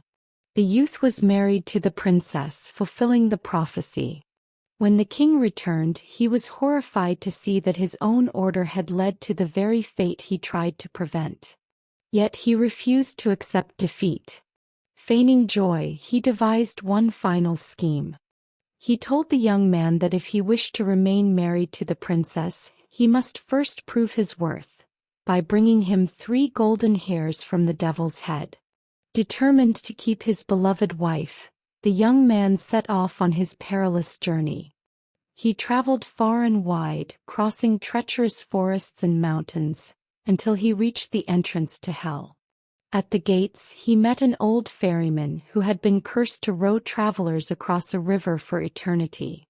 The ferryman, seeing the young man's noble spirit, asked for his help. "If you learn how to break my curse, share the answer with me." The youth promised to do so and continued onward. He soon reached a great and sorrowful city, where the inhabitants lamented that their once mighty well had dried up. If he discovered the reason, they pleaded he must tell them. Pressing on, he arrived at a second city where the people were equally distraught. Their grand tree, which once bore golden apples, had withered and no longer bore fruit. If he found a remedy, they begged him to share it. Finally, he reached the devil's castle. It was a grim and towering fortress, its gates guarded by flames that flickered blue in the eerie darkness. With no way to enter unseen, he hid himself behind a throne and waited. When night fell, the devil's grandmother, an ancient woman with a mischievous heart, spotted him and took pity on his quest. She promised to help him, hiding him behind her skirt just as the devil returned. The devil, a fearsome creature with blazing eyes and a terrible voice, lay down to rest, and soon he fell into a deep slumber. Seizing her chance, the grandmother plucked a golden hair from his head. The devil stirred. "What are you doing, old woman?" he growled. "A bad dream, dear child," she soothed. "Go back to sleep." Once he had settled again, she plucked the second golden hair. The devil groaned, waking once more. "What now?" he grumbled. "A terrible nightmare," she cooed, stroking his head until he fell back asleep. On the third try, she yanked the final golden hair. The devil roared and sat up. "Enough," he bellowed. "Oh, calm yourself, child. Since you're awake, perhaps you can answer a few riddles for me," she asked sweetly. Too groggy to refuse, the devil grumbled. "Ask your questions." The grandmother inquired about the dried-up well, the withered tree, and the ferryman's curse. The devil, in his arrogance, revealed the solutions. The well had a toad blocking its source. Remove the toad and the water would flow again. The tree's roots were being gnawed by a snake. Kill the snake and the apples would return. As for the ferryman, he merely needed to hand the oar to another traveler, thus passing on his curse. Having gotten all he needed, the young man slipped away with the 3 golden hairs and returned the way he came. He shared the answers with the grateful people, who rewarded him handsomely, and upon reaching the river, he told the ferryman how to free himself. At last he returned to the king's court, presenting the 3 golden hairs. The king, stunned and defeated, could no longer deny fate. The young man, once a peasant child, had triumphed over every obstacle and proven himself worthy. Thus he and the princess lived happily ever after, while the greedy king, upon hearing of the ferryman's newfound freedom, foolishly rushed to claim the riches for himself, only to take the ferryman's place, doomed to row across the river forever. And so fate had the last laugh. And as the young man and his wife ruled with kindness and wisdom, the people of their land never forgot how fate had favored the one who embraced his destiny rather than feared it. The 6 Swans. Once upon a time, in a kingdom surrounded by thick, magical forests and shimmering lakes, there lived a king who had 6 sons and 1 daughter. He loved his children dearly, for they reminded him of his late wife, whose kindness and beauty were the light of his life. However, the king carried a heavy burden. An enemy duke sought his downfall and frequently sent spies into the kingdom. To protect his beloved children, the king built a secluded cottage deep in the woods, hidden by enchantments. He often visited them, bringing gifts and stories, but the children were lonely, longing for their father's constant presence. The eldest, a brave and clever young man, often reassured his siblings, "We are safe as long as we have each other." One fateful day, while hunting in the forest, the king grew lost in a sudden mist. He wandered until he stumbled upon a crumbling tower, where an eerie yet mesmerizing woman stood by the door. She was stunningly beautiful, her black hair cascading like a raven's wing and her pale skin glowing unnaturally. Despite her allure, something in her eyes felt hollow and cold. The woman introduced herself as a sorceress and offered to guide him back to his castle, but she had one condition: he must marry her. Feeling desperate and fatigued, the king agreed, but in his heart he resolved to keep his children hidden, fearing the woman's intentions. The sorceress became queen, and though her beauty dazzled the court, her demeanor sent chills through all who met her. She soon learned of the children's existence and, consumed by jealousy, plotted to rid herself of them. Using her dark magic, she followed the king into the woods one day and found the hidden cottage. That evening she confronted the children. "Your father belongs to me now," she sneered. "You are nothing but shadows of his past life." With a wave of her hand she cast a terrible spell. One by one the 6 brothers transformed into majestic swans, their feathers as white as snow. Before the youngest could speak, they let out mournful cries and soared into the sky, vanishing into the horizon. The sorceress then turned her gaze to the daughter, intending to curse her as well, but the girl had fled into the forest. The princess, named Elise, ran until her legs gave out, collapsing by a crystal-clear stream. As dawn broke, she saw 6 swans glide gracefully onto the water, their sorrowful eyes unmistakable. They were her brothers. The eldest swan flew to her, brushing his head against her hand, and as the sun dipped below the horizon, the swans transformed back into young men. They embraced Elise, their tears mingling with hers as they recounted their plight. The curse, they explained, would keep them in swan form by day, only allowing them to become human at night. Worse, the sorceress's spell could only be broken if Elise wove 6 shirts from nettles and remained entirely silent for 6 years. No speaking, no laughter, not even a single word. Determined to save her brothers, Elise vowed to undertake the impossible task. She found a hollow tree for shelter and began gathering nettles, her hands blistering as she worked tirelessly to weave the coarse fibers. Each night, her brothers returned, offering quiet companionship as they watched her struggle in silence. One day, a young king from a neighboring land found Elise in the forest.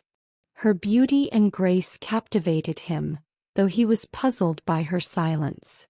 Believing her to be a lost noblewoman, he took her to his castle, promising her safety. Elise, though wary, followed, hoping to finish her work in peace. At the castle, the young king fell deeply in love with Elise, and despite her silence he asked her to marry him. Unable to explain her situation, Elise could only nod, her heart heavy with the secret she carried. They married, and though the king was kind and gentle, Elise's silence drew suspicion from the court. Whispers of witchcraft and treachery spread, fueled by jealous advisors. As the years passed, Elise secretly continued her work, her hands scarred and calloused from the nettles. Just as she began the final shirt, tragedy struck. The king's advisors accused her of sorcery, claiming she had bewitched the king. They demanded she be punished. Unable to defend herself, Elise was sentenced to be burned at the stake. On the day of her execution, Elise carried the 6 nearly finished shirts in her arms. As she stood on the pyre, the swans appeared in the sky, their mournful cries echoing across the kingdom. Elise threw the shirts into the air, and as they landed on the swans, they transformed back into her brothers, human once more. The youngest, however, had 1 wing instead of an arm, as his shirt had been incomplete. But they embraced Elise, shielding her from the flames as the king rushed forward, realizing the truth. He ordered the fire to be extinguished and held Elise tightly, begging for her forgiveness. With the curse broken, Elise finally spoke, her voice trembling with emotion. She told the story of her sacrifice, her brother's curse, and the sorceress's wickedness. The court wept, moved by her courage and devotion. The wicked queen, upon hearing of Elise's triumph, fled the kingdom, never to be seen again. Elise and her brothers lived peacefully, the bond between them stronger than ever. She and the king ruled wisely and lovingly, their union a testament to the power of loyalty and selflessness. And so the kingdom thrived, forever grateful for the princess who wove her family back together with silent love and unwavering strength. The wishing table, the gold ass, and the cudgel in the sack. Once upon a time there lived a humble tailor with 3 sons. The man worked tirelessly, yet hunger often gnawed at their bellies, and their clothes, though neatly patched, bore the unmistakable signs of poverty. As his sons grew into young men, he realized that his small shop could no longer sustain them all. So, with a heavy heart but hopeful spirit, he sent them off, one by one, to learn a trade and seek their fortunes. The eldest son, Wilhelm, was a diligent and hard-working lad. He journeyed to a distant town and became an apprentice to a master carpenter. Under the master's watchful eye, Wilhelm learned the art of crafting sturdy furniture, carving intricate designs, and handling wood with the precision of a seasoned artisan. After several years, his apprenticeship came to an end, and his master, pleased with Wilhelm's loyalty and skill, decided to bestow upon him a marvelous gift. "This is no ordinary table," the master said, running a calloused hand over its polished surface. "Whenever you say 'table be set,' it will instantly fill itself with the finest food and drink you could desire." Wilhelm could scarcely believe his fortune. No longer would he or his family suffer from hunger. He hoisted the table onto his back and set off for home, eager to share his bounty with his father and brothers. On his journey he stopped at an inn to rest for the night. The innkeeper, a greedy man with a sharp eye for treasure, observed Wilhelm's excitement and inquired about his fine table. Seeing an opportunity to impress, Wilhelm demonstrated its magic. At his command, steaming roasts, fresh bread, golden butter, and sparkling wine appeared in abundance. The innkeeper's mouth watered, but his mind was already scheming. That night, while Wilhelm slept soundly, the innkeeper crept into his room and, with practiced hands, replaced the enchanted table with an ordinary one. The next morning, unaware of the deception, Wilhelm cheerfully shouldered the table and continued home. Upon his arrival, his father and brothers gathered around, eager to see the fruits of his labor.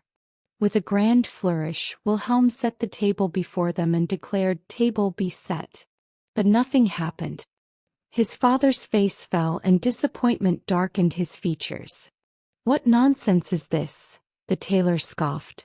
"You return home after all these years with nothing but a useless table?" No matter how much Wilhelm protested, he could not prove the truth, and his father dismissed him as a fool. The second son, Franz, was a determined young man who apprenticed with a miller in a neighboring town. He toiled from dawn till dusk, learning the trade of grinding grain and tending to the great wooden mills. His master, impressed with his dedication, rewarded him at the end of his service with an extraordinary donkey. "This is no ordinary beast," the miller told him. "Simply say 'Bricklebrit,' and gold coins will tumble from its mouth." Franz was overjoyed. With such a creature he and his family would never know poverty again. He set off at once, leading the donkey down the winding road toward home. Like his brother before him, he stopped at the same inn for rest. The wily innkeeper, ever alert for valuable possessions, overheard Franz utter the magic word and watched in astonishment as golden coins rained onto the floor. Greed flared in his heart, and once again he set a plan in motion. That night, as Franz lay in blissful sleep, the innkeeper led away the magical donkey and replaced it with an ordinary beast. The next morning Franz continued home, dreaming of the life of luxury that awaited him. When he arrived, he eagerly called his father and brothers to witness the donkey's miraculous gift. "Watch, father," he said proudly, "Bricklebrit." But the donkey merely twitched its ears and let out an unimpressive bray. The tailor's patience had run thin. "Another fool's errand," he grumbled. "First a useless table and now a donkey that does nothing but eat." Franz, like Wilhelm, tried to protest, but his father had already turned away in disappointment. The youngest son, Hans, was clever and sharp-eyed. He traveled farther than his brothers and apprenticed with a woodturner, learning the fine art of shaping wood into bowls, staffs, and decorative pieces. When his years of service ended, his master did not gift him with fine furniture or magical animals, but instead handed him a simple sack. "This sack contains a cudgel," the master explained. "At your command, it will spring forth and thrash anyone you desire. To stop it, simply say 'cudgel' into the sack." Though puzzled, Hans thanked his master and set off on his journey home. Along the way, he too stopped at the notorious inn. Unlike his brothers, however, Hans was shrewd. He listened carefully to the whispers of the innkeeper and observed the way the man's greedy eyes darted to his sack. Feigning exhaustion, Hans pretended to fall asleep but remained alert. Sure enough, the innkeeper crept into his room, hands itching to steal whatever lay inside the sack. The moment the thief's fingers brushed the fabric, Hans cried, "Cudgel," out of the sack. Instantly the cudgel leaped out, whirling like a vengeful spirit. It battered the innkeeper from head to toe, knocking him across the room and sending him wailing for mercy. "Please, call it off," the man pleaded. "I'll return everything, the table, the donkey, everything." Hans smirked. "I think you've learned your lesson." And with that he commanded, "Cudgel into the sack." True to his word, the innkeeper returned the stolen treasures. Hans set off, leading the gold-producing donkey, carrying the wishing table and grinning at the sack slung over his shoulder. When he arrived home, his brothers rejoiced at the return of their magical gifts. This time, when Wilhelm commanded table be set, a magnificent feast appeared. When Franz said bricklebrit, gold coins cascaded in gleaming piles. The tailor, seeing such wonders with his own eyes, was finally convinced and embraced his sons with joy. From that day forth they lived in prosperity, dining from the wishing table, amassing wealth from the gold ass, and ensuring no thief or scoundrel dared cross them, thanks to the cudgel in the sack. As for the innkeeper, well, he never tried to rob a traveler again. Cinderella. Once upon a time, in a land where fortunes were fickle and justice rarely fair, there lived a girl draped in soot and sorrow. She was once the beloved daughter of a wealthy man, but when her mother lay dying, clutching her frail, trembling hand, she whispered, "Be good and pious, my child, and I will watch over you from heaven." Then, like autumn leaves in an unforgiving wind, her mother was gone. Her father, well-meaning but weak, remarried a woman with a heart as cold as a winter grave.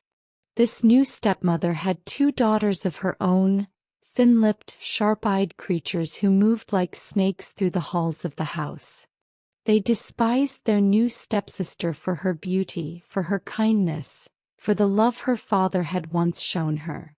And so she was cast down. No longer a daughter but a servant. The kitchen became her home, her bed a nest of ash beside the hearth. The sisters, sneering, called her Askenputtel, Cinderella, and the name clung to her like soot. But Cinderella was not weak. She bore the cruelty with quiet resolve, finding solace beneath the great hazel tree that grew upon her mother's grave. She watered it with her tears, and in return the tree grew strong, stretching its branches toward the heavens. Birds nested there, white doves, always watching, always whispering secrets only Cinderella could hear. One day the king declared a festival, a grand feast that would last 3 nights, during which the prince would choose his bride. Cinderella's stepsisters nearly shrieked with delight, prattling endlessly about silks and pearls, while their mother ensured they would be adorned like peacocks. Cinderella too longed to go.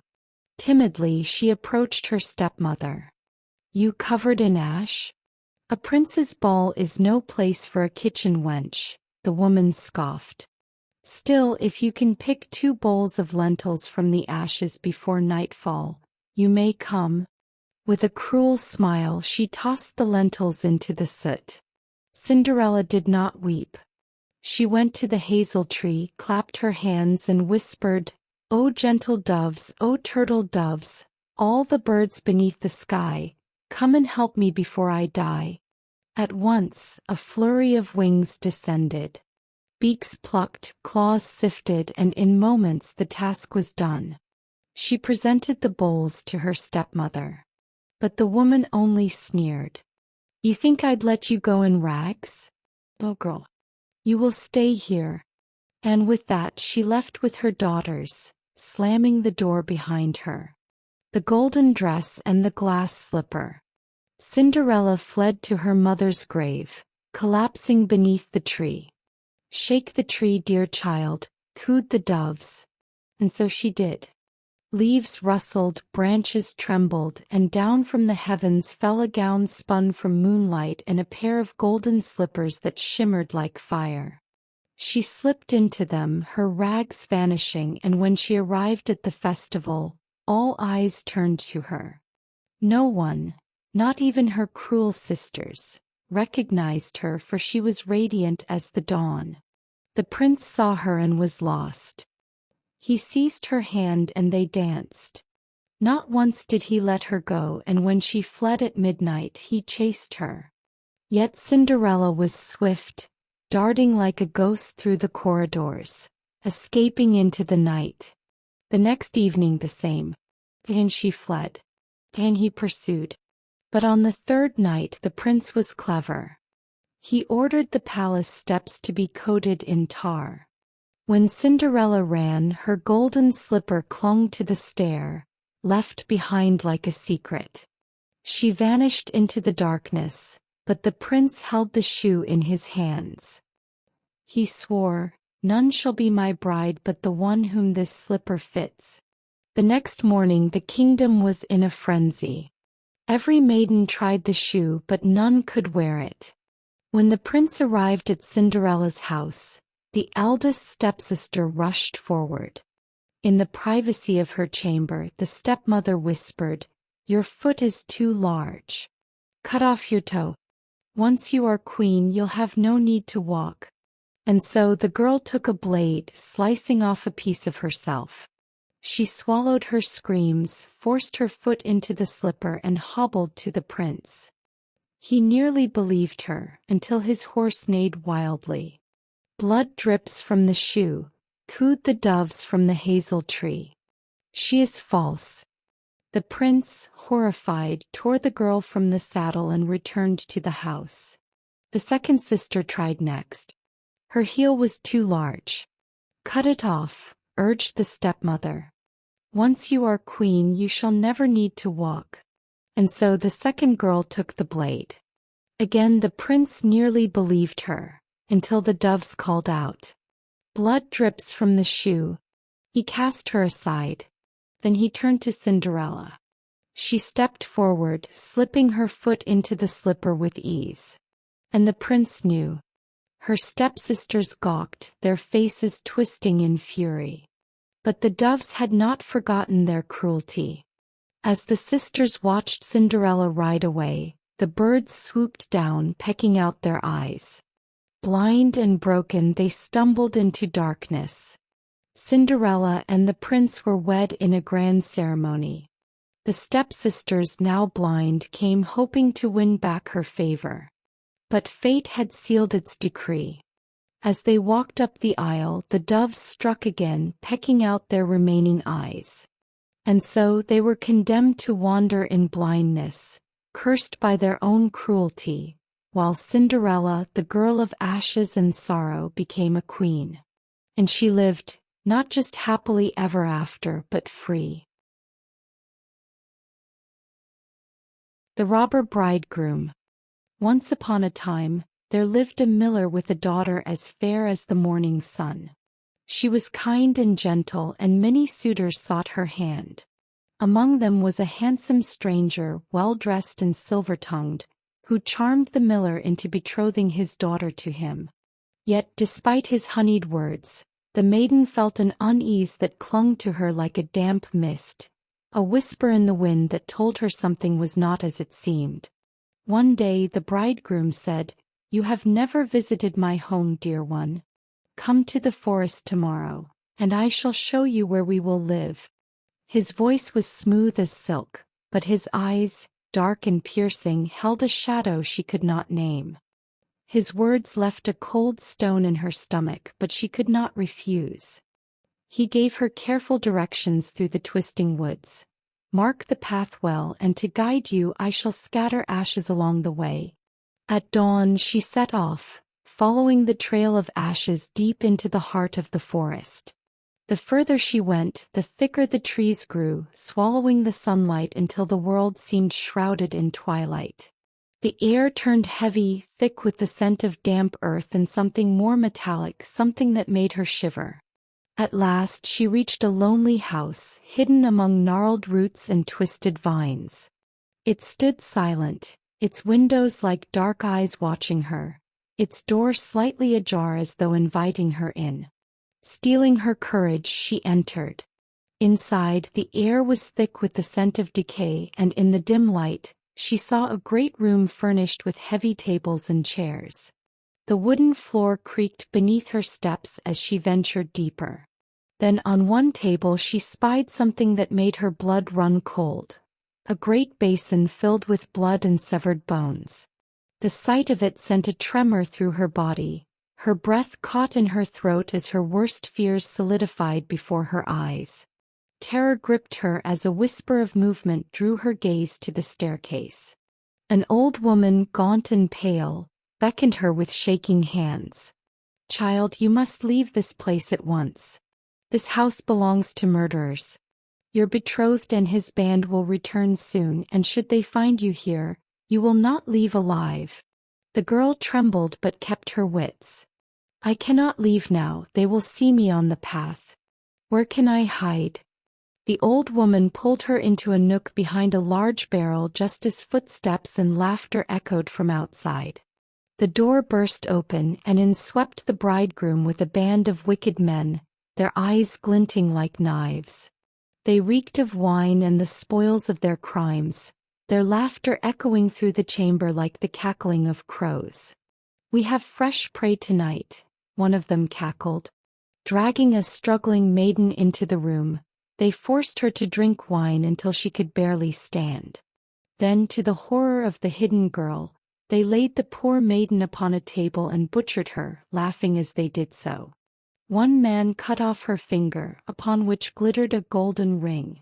The finger, slick with blood, flew through the air and landed, by fate or by chance, behind the barrel where the miller's daughter hid.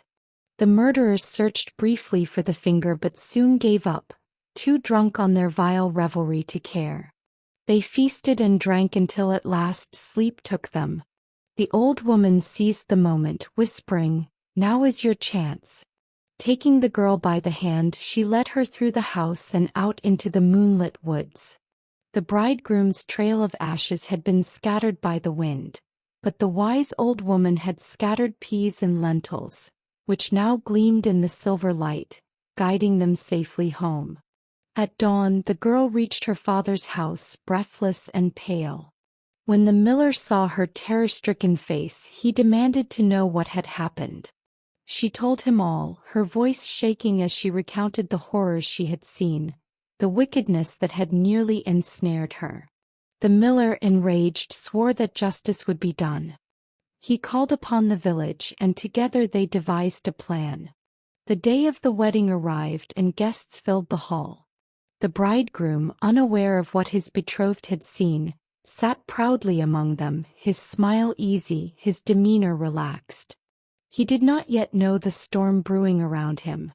When it was time to toast, the miller's daughter stood and spoke. "Dear friends, I shall tell you a tale of a house deep in the woods, where wicked men feast upon the innocent."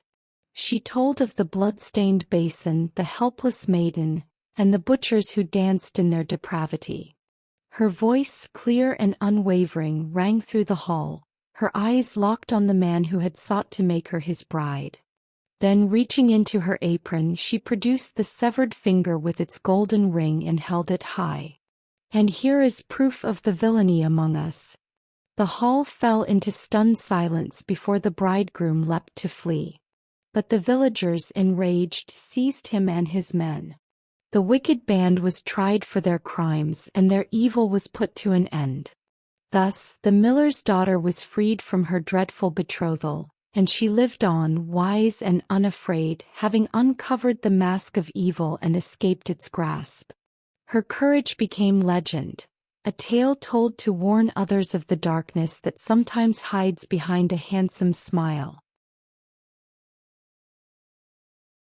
The Bremen Town Musicians. Once upon a time, in a quiet village surrounded by rolling fields and thick forests, there lived a donkey who had spent his life laboring for his master. He carried sacks of grain, hauled heavy loads, and trod endless paths. But the years had weighed heavily on the donkey, and his once strong legs grew weary.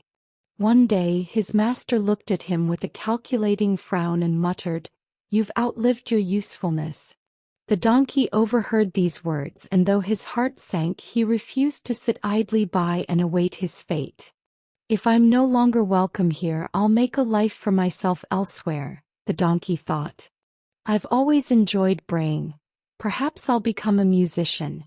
Bremen will surely appreciate my talent." With that, the donkey left the only home he had ever known and set off toward Bremen, where the promise of a new beginning awaited.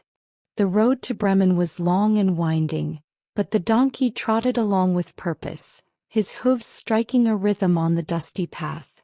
As he approached the edge of the forest, he heard a mournful sound, a soft, labored panting. Curious, the donkey followed the sound and soon came across a hunting dog lying by the roadside. The dog's tongue lolled from his mouth, and his sides heaved as though he had been running for his life. "Friend, why do you look so tired and sad?" asked the donkey. The dog lifted his drooping head and sighed. "I'm too old for the hunt. My legs aren't fast enough, and my master has no patience for a dog who can't keep up. He's cast me aside." The donkey tilted his head thoughtfully. "Well, it seems we're in the same predicament. But I've decided to turn my misfortune into an opportunity. I'm going to Bremen to become a musician. Why not come with me?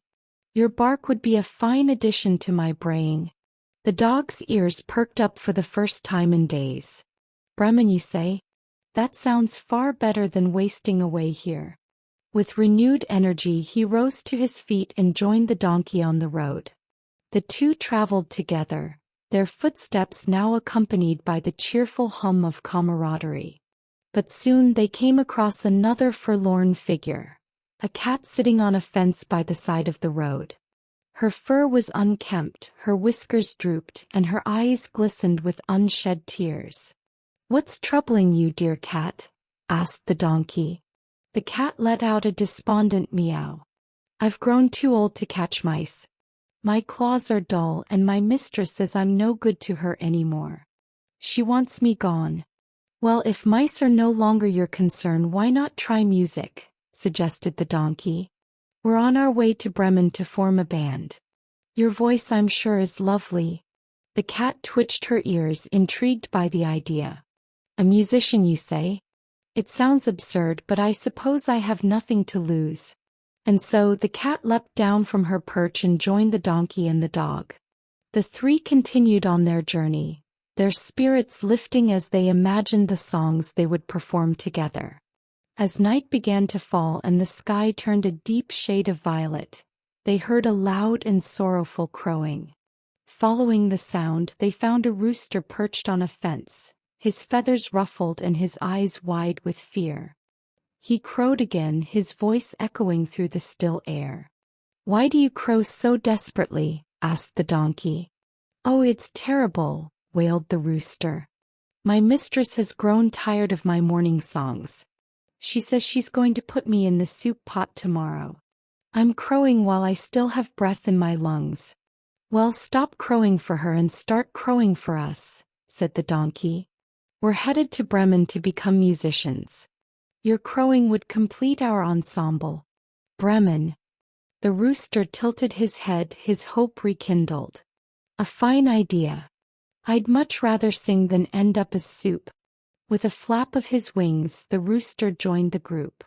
Now they were four, A donkey, a dog, a cat, and a rooster. An unlikely band united by their shared misfortunes and their dream of a brighter future. As darkness enveloped the forest, the travelers grew tired and hungry. They had been walking all day and still had far to go before reaching Bremen. Just as they were beginning to despair, they spotted a faint light flickering through the trees. "Look," said the rooster. "There's a house up ahead." Cautiously, the four crept closer and peeked through the window. Inside, they saw a group of rough-looking robbers sitting around a table piled high with food and drink. The smell of roasted meat and freshly baked bread wafted out, making the animals' stomachs growl. "Those scoundrels don't deserve such a feast," said the dog. "If only we could scare them off." "I have an idea," said the donkey, a mischievous twinkle in his eye. "We'll perform for them, a performance so frightful they'll flee for their lives." The animals quickly devised a plan. The donkey stood beneath the window, the dog climbed onto his back, the cat perched on the dog's shoulders, and the rooster flew to the very top. Once they were all in position, the donkey brayed, the dog barked, the cat yowled, and the rooster crowed, all at once and as loudly as they could. The cacophony was so dreadful and unexpected that the robbers leapt from their seats, knocking over chairs and spilling drinks in their panic. "Ghosts! Demons!" they shouted, scrambling to escape. They fled into the forest, leaving the house and their feast behind. The animals climbed into the house, their eyes widening at the bounty before them. They ate and drank to their heart's content, finally satisfied after their long journey. When their bellies were full, they each found a cozy spot to sleep. The donkey in the yard, the dog by the door, the cat by the hearth, and the rooster on a rafter. But the robbers, realizing they'd been frightened away by something less supernatural than they'd feared, decided to return. One of them crept back to the house under cover of darkness. As he stepped inside, his eyes adjusted to the dim light, and he saw the glowing embers of the fire. Thinking it was a pile of coals, he reached out to light his torch, but the cat sprang up and scratched his face. Startled, he stumbled backward only to have the dog bite his leg. The commotion woke the donkey, who gave the intruder a swift kick, and the rooster crowed loudly from the rafters. The robber fled, screaming, "The house is full of monsters." From that night on, the robbers never dared return, and the animals decided that the cozy cottage was as good a home as any. Though they never made it to Bremen, they lived out their days in comfort, making music and enjoying the friendship they had found along the way. And so, a donkey, a dog, a cat, and a rooster proved that even when life seems to cast you aside, a little courage, cleverness, and companionship can lead to a new and joyful beginning. The Brave Little Tailor. In a humble village nestled between rolling green hills and dense forests, there lived a tailor, small in stature yet brimming with confidence. He worked tirelessly at his tiny shop, sewing garments for the townsfolk. But despite his skills, his life felt painfully ordinary. That was until one fateful morning when destiny stitched him into legend. As the tailor sat eating a thick slice of bread and jam, a swarm of flies gathered, greedily hovering over his meal.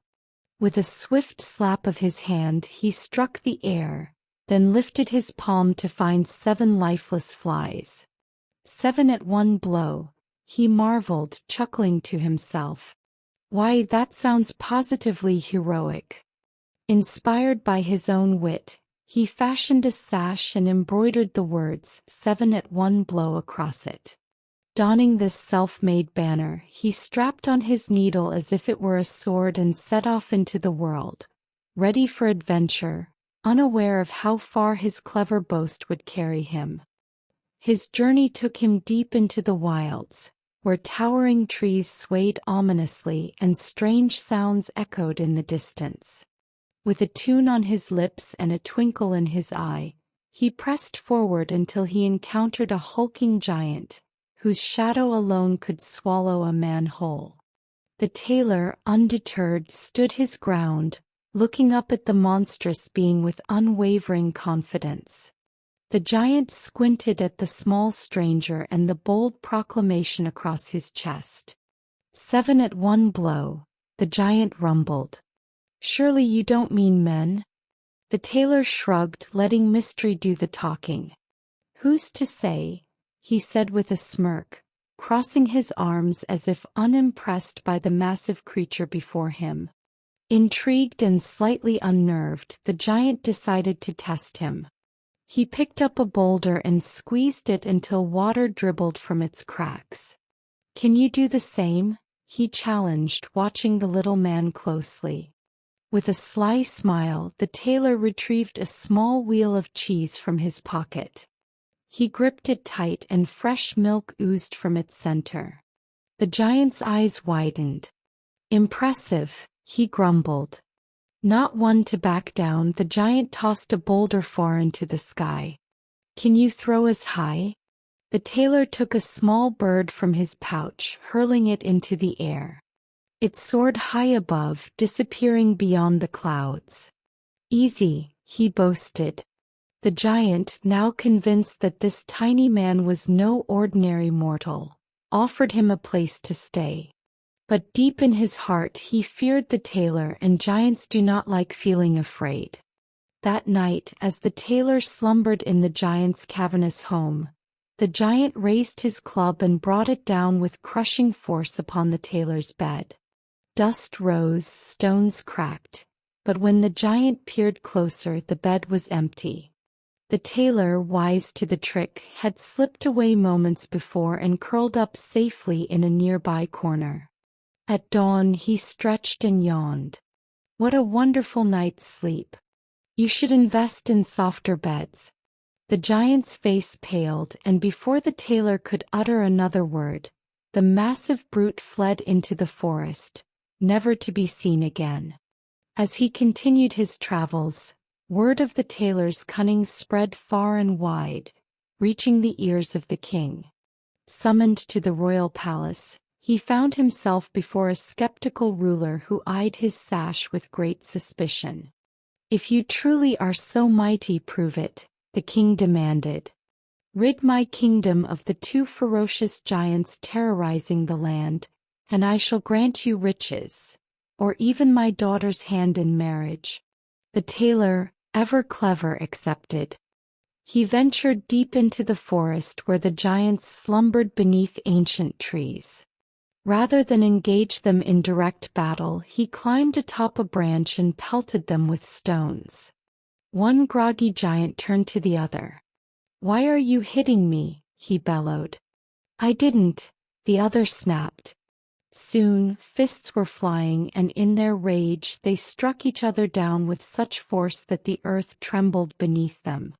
The tailor dusted his hands and strolled back to the castle. Your problem is solved, he declared. The king, still doubtful, sent him on one last task, to capture a raging unicorn that had eluded knights and hunters alike. The tailor, unfazed, ventured into the beast's domain. When the unicorn charged, its mighty horn gleaming like a spear, the tailor leapt aside at the last moment. The creature's horn lodged deep into a tree, trapping it in place. With effortless ease, the tailor looped his belt around its neck and led it back to the castle. With no more excuses, the king had no choice but to honor his promise. The tailor married the princess, donned the crown, and ruled the kingdom, not through brute strength but with sharp wit, quick thinking, and a bit of well-placed embroidery. But the princess, suspecting her husband was no warrior, tested him one night. As he lay sleeping, she instructed a servant to eavesdrop and hear what he murmured in his dreams. To her astonishment, the tailor, in his sleep, muttered about stitching fine garments, the price of silk, and adjusting the hem of royal robes. At dawn she ran to the king, demanding that her husband be removed, for he was no true warrior. But the tailor had expected this. As he awoke, he declared, "A man who felled 7 at one blow outwitted giants, and captured a unicorn need not prove himself further. If anyone dares challenge my rule, let them face me in battle." His boldness struck fear into their hearts, and no one dared oppose him. And so, the tailor who felled 7 at one blow remained king, ruling with wit, charm, and an uncanny ability to make even the impossible seem effortless. And thus, the clever tailor, with his needle-sharp mind, wove himself into legend. 12 Dancing Princesses. In a kingdom nestled between misty mountains and ancient forests, a peculiar mystery troubled the palace. The king, a wise but weary man, was plagued by a strange enigma. Each morning his 12 daughters emerged from their chambers with their shoes worn to tatters. No one, not even the sharpest minds in the court, could explain where the princesses went during the night. The king, desperate to uncover the truth, declared, "Whoever solves this mystery shall have their pick of my daughter's hands in marriage and inherit half my kingdom. But be warned, failure within 3 nights means forfeiting your life." Many princes and noblemen came, drawn by the allure of the prize, yet none succeeded. Each suitor vanished, their fate sealed in failure. One day, a poor soldier named Lucas arrived at the palace. Though he had no riches or title, his sharp mind and unyielding courage made him stand out. As Lucas wandered the town, he met an old woman by a well. Her eyes glimmered with an otherworldly light as she asked, "What troubles you, young man?" Lucas explained the king's challenge. The old woman smiled knowingly and handed him a cloak woven from threads as fine as gossamer. "This cloak will make you invisible. Use it wisely and do not drink the wine the princesses offer." She pressed a piece of silver advice into his palm. "Trust what you see, not what you're told." That evening Lucas presented himself to the king. Though the courtiers scoffed at his plain appearance, the king granted him the same chance as the others. He was led to a grand chamber adjoining the princesses' rooms and instructed to watch them through the night. As the moon climbed high, the palace grew silent, and Lucas, cloaked in invisibility, observed the 12 princesses preparing for bed. Their outward calm masked an air of anticipation. As the clock struck midnight, a curious transformation unfolded. The eldest, Princess Liana, whispered to her sisters, "It's time." One by one they rose from their beds, their eyes shimmering with excitement. Lucas watched in astonishment as Liana tapped her bedpost, revealing a hidden passage beneath the floor. The princesses descended into the darkness, their silken gowns trailing behind. Lucas followed silently, his heart pounding as the air grew cool and damp with the scent of earth and magic. The passageway spiraled downward, lit by glowing crystals embedded in the walls. At its end lay a forest unlike any Lucas had ever seen. Trees with silver leaves shimmered under a sky speckled with stars that seemed to shine brighter than those above ground. The air hummed with enchanting melodies, drawing the princesses toward a lake where 12 boats awaited, each manned by a prince of unearthly beauty. The princes, with their chiseled features and otherworldly charm, greeted the princesses with courtly bows. Invisible, Lucas slipped into the boat of the youngest princess, Isla. She was a quiet and gentle soul, her demeanor contrasting with her sister's vivacious energy. As the boat glided across the lake, Lucas marveled at the radiant palace rising from its shores. Its golden spires and jeweled gates seemed to pulse with magic as though it were alive. Inside, the palace buzzed with a grand ball. The walls shimmered with opalescent light, and the floors reflected the dancers as though they floated on water. The princesses danced with the strange princes, their laughter blending with the hauntingly beautiful music that seemed to echo through time itself. Lucas, unseen, watched carefully, noting every detail. By dawn, the princesses returned the way they had come, their shoes worn to shreds from hours of dancing. The next morning, Lucas reported nothing to the king. He knew he had 2 more nights to gather evidence. On the second night he followed the princesses again, this time plucking a silver branch from the magical forest as proof. He marveled at how the branch glowed softly, its leaves tinkling like tiny bells when touched. On the third night he ventured further, taking a golden goblet from the palace. The goblet felt warm in his hand, as though imbued with the life of the enchanted realm. When the king summoned him on the 4th day, Lucas revealed the truth. He described the hidden passage, the enchanted forest, and the palace where the princesses danced. He presented the silver branch and golden goblet as proof. The court erupted in astonishment. The king, though amazed, turned to his daughters. "Is this true?" Liana, seeing no point in denial, stepped forward. Her regal composure faltered as she confessed. "We were cursed by an enchantment to dance each night with the princes of an underground kingdom.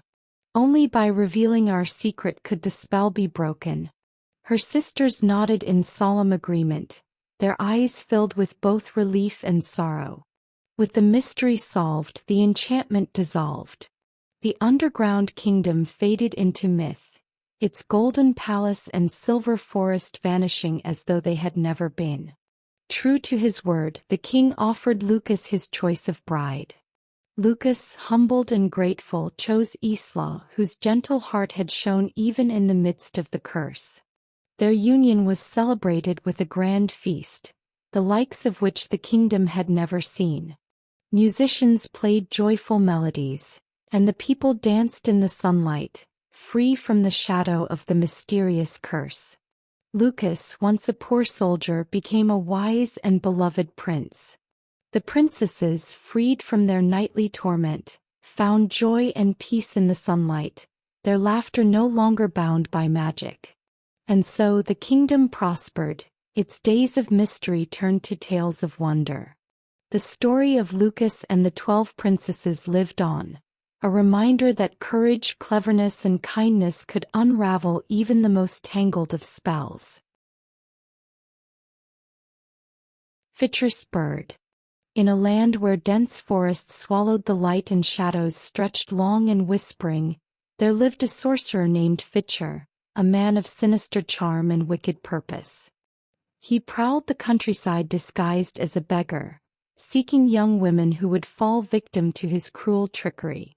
One day he came upon the eldest daughter of a poor man, a girl whose kindness made her an easy mark.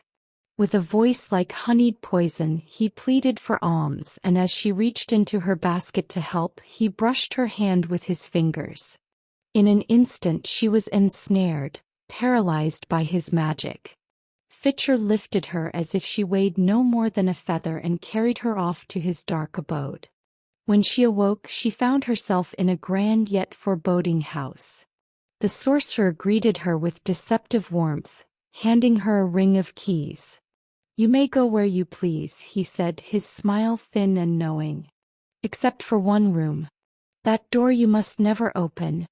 The house was vast, with winding corridors and rooms filled with opulence that should have delighted any heart. Yet the girl could not shake the eerie silence that clung to the place. She wandered cautiously, examining golden chandeliers, richly woven carpets, and heavy velvet drapes that seemed to drink the light. But the warning of the sorcerer echoed in her mind, gnawing at her resolve. Curiosity, relentless and whispering, finally overcame her. The forbidden door stood at the end of a dark hallway, its key almost burning in her palm as she turned it in the lock. The door creaked open, revealing a chamber of horror. Bodies, dismembered and strewn across the floor. Limbs severed and bones gleaming white in the flickering candlelight. The reek of blood and decay choked the air. Her stomach turned as she realized the fate of those who had come before her. Her legs trembled, but as she turned to flee, the key slipped from her grasp and fell into a pool of dark blood. She snatched it up, but no matter how she scrubbed, the stain would not fade. Terror seized her. She knew she was doomed. Sure enough, when Fitcher returned, he demanded the keys. Seeing the blood-stained one, he sneered. "You have disobeyed me. Now you shall join the others." And so he took his axe and ended her. Yet Fitcher was not sated. Again he went out and captured the second daughter, and again she fell to the same fate, lured by curiosity, undone by a blood-stained key. But the third daughter was not like her sisters. When the sorcerer took her away, she kept her wits about her, watching him with quiet calculation. He handed her the keys, gave his warning, and left as before. But she was clever. She did open the door, but rather than despair, she took in every detail, forming a plan. She gathered the remains of her sisters, piecing their bodies back together as if sewing a torn dress. As soon as the last bone was set in place, life returned to them, and they blinked as if waking from a deep slumber. The sorcerer's magic had not truly killed them, only scattered them. Swiftly she instructed them to flee home, then set about preparing her own escape. She took a great skull from the chamber and placed it at the highest window, dressing it with a veil so that from outside, it seemed she still lingered within. Then, dipping herself in honey and rolling in feathers until she was unrecognizable, she transformed into something otherworldly, a great bird, grotesque and magnificent. When Fitcher returned, she met him at the threshold, croaking in a strange voice, "Master, your bride waits upstairs." Satisfied, the sorcerer ascended, never suspecting the deception. Meanwhile, the girl fled, hurrying back to her home to warn her father and the village of the monster in their midst. The villagers, once afraid of the sorcerer's power, now stood emboldened by the girl's cunning. They gathered torches and weapons, their rage ignited by the horrors she had revealed. As a great storm brewed overhead, they surrounded Fitcher's house, barring every door and window before setting it ablaze. The sorcerer, realizing too late his folly, howled from within, trapped by his own wickedness. He called upon his dark magic, but the flames were relentless, feeding on the very shadows he had thrived in. The fire raged high into the night, consuming the mansion and the dark secrets it held. At last, as dawn's first light touched the land, the sorcerer was no more, undone by the cunning of the one he thought would be his next victim. The girl and her sisters embraced, their nightmare over, their names forever remembered in songs sung by the grateful villagers. And so, the sorcerer was no more, and the girl who had outwitted him became known as Fitcher's bird, the one who had escaped death by wearing feathers and walking among monsters unseen. The Elves and the Shoemaker. Once upon a time, in a quaint little workshop on the outskirts of a bustling town, there lived a shoemaker and his wife. The shoemaker was a kind and diligent man, known for his craftsmanship and honest dealings. Yet despite his skill and effort, misfortune had steadily drained his resources. His shelves, once brimming with fine leathers and gleaming tools, now held only remnants of his former trade. At last his stock dwindled to a single piece of leather, barely enough to make one pair of shoes. One crisp winter evening, as frost crept across the window panes and the fire in the hearth burned low, the shoemaker sat at his workbench. His hands moved slowly, cutting the leather with precision born of years of practice. Though his work was steady, his heart was heavy. "This must be the finest pair of shoes I have ever made," he murmured to his wife, trying to sound hopeful. "If I can sell them, perhaps we can buy more leather." His wife, a wise and gentle soul, placed a comforting hand on his shoulder. "Have faith," she said softly. "Tomorrow is a new day. Rest now, and things will become clearer in the morning." And so the shoemaker laid aside his tools and retired to bed, leaving the cut leather on his workbench. That night, as the wind howled outside and the town lay wrapped in slumber, something extraordinary happened in the little workshop. When the shoemaker rose with the first light of dawn, he entered his workshop and froze in astonishment. There on his workbench stood a pair of shoes. Not just any shoes, but the most exquisite pair he had ever seen. The leather had been worked to perfection, each stitch flawlessly aligned, the design elegant and timeless. "Wife," he called out, his voice trembling with wonder. "Come quickly." His wife hurried into the workshop, her eyes widening as she beheld the shoes. "Who could have done this?" she asked. "They are magnificent." "I do not know," the shoemaker replied, shaking his head. "But these will surely fetch a good price." Indeed, the shoes did not linger long in the shop. That very day, a wealthy merchant happened to pass by and upon seeing the shoes, declared that he must have them. He paid a generous sum, far more than the shoemaker had dared to hope for. With the money, the shoemaker was able to buy enough leather to make 2 pairs of shoes. That evening he cut the leather for the 2 pairs and left it on the workbench, intending to finish the work in the morning. But when he entered his workshop at dawn, his jaw dropped. 2 pairs of shoes as flawless and beautiful as the first awaited him. "This is a miracle," he said to his wife, his voice filled with awe. "We must sell these quickly." Once again the shoes sold for a handsome price, and the shoemaker was able to buy leather for 4 pairs. Night after night the pattern repeated. He cut the leather, left it on the workbench, and in the morning the shoes were completed as if by magic. The shoemaker's reputation grew and customers flocked to his shop, eager to purchase the exceptional footwear. Though their fortunes improved, the shoemaker and his wife could not shake their curiosity about the mysterious helpers. Who could be doing this? The wife wondered aloud. "We must find out." As Christmas approached, they decided to stay awake and hide in the workshop to uncover the truth. That evening, they lit a small candle and concealed themselves behind a cupboard, their hearts racing with anticipation. As the clock struck midnight, the room grew silent. Then soft footsteps echoed in the stillness. 2 tiny figures crept into the workshop. They were elves, no taller than a child's hand, dressed in ragged clothes that barely covered their delicate frames. Their nimble fingers moved with astonishing speed and precision as they worked. They stitched, hammered, and polished until the leather transformed into another set of magnificent shoes. The shoemaker and his wife watched in awe. "They have been helping us all along," the wife whispered.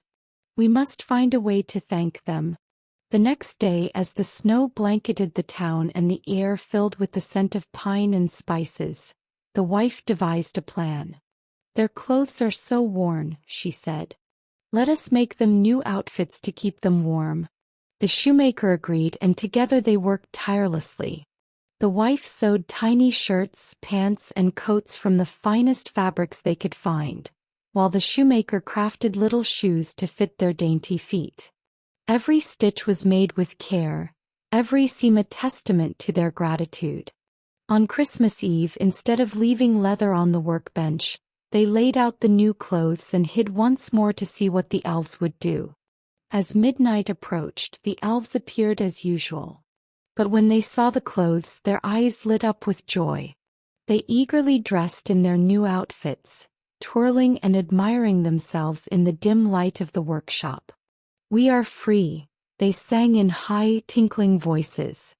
"No longer shall we toil in the night." The elves danced about the room, their laughter filling the air like the sweetest music.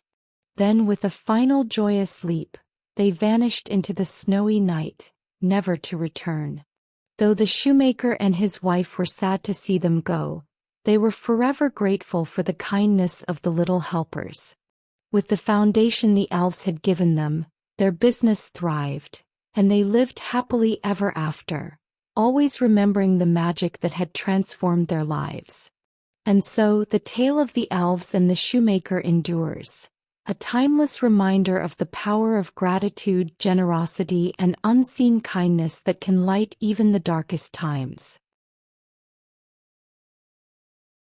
Iron Hans.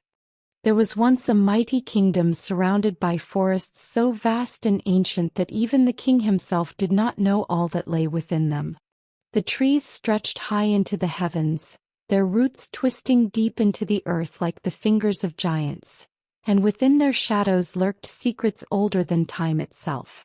The hunters of the land, skilled and fearless, ventured into the woods daily, bringing back game for the royal feasts. But something strange had begun to happen. One by one the hunters vanished. No sign of them was ever found. No broken arrows, no abandoned boots, not even a scrap of cloth. It was as though the forest itself had swallowed them whole. The king, troubled by these disappearances, sent his best men to search for answers. But those who entered did not return, and fear spread through the kingdom like wildfire. The villagers whispered of an unseen terror, a spirit, a beast, or something far worse. Finally, a bold huntsman, older than most but with the eyes of a hawk and the heart of a lion, swore to uncover the truth. With his loyal hound at his side, he strode into the depths of the forest, following trails no man had dared to tread before. For hours he moved in silence, his bow at the ready, his ears keen to every sound. And then, a growl rumbled from beneath his feet. Before he could react, a massive hairy hand shot up from the earth, seized his hound by the throat and dragged it underground in an instant. The huntsman, though brave, felt the cold grip of terror. He turned and ran, his breath coming fast, his heart pounding like a drum. He burst into the royal hall, gasping out his tale to the king. At once, the monarch ordered his guards to ride out and dig at the cursed place where the hound had vanished. For 3 days they worked, and at last they unearthed a sight that none had ever seen before. A man, yet not a man, covered head to toe in iron-colored hair, his eyes burning with something ancient and unknowable. Shackled by chains, he was hauled to the castle, where he was locked inside a heavy iron cage, placed on display in the courtyard like some captured beast.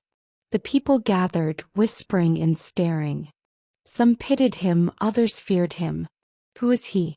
A cursed man? A demon? Or something more? They called him Iron Hans. Now the king had a young son, a boy of restless spirit and boundless curiosity. Though he had been warned to stay away from the wild man, he could not help himself. Every day he watched Iron Hans from afar, fascinated by the way he sat in silence, as though waiting for something unseen.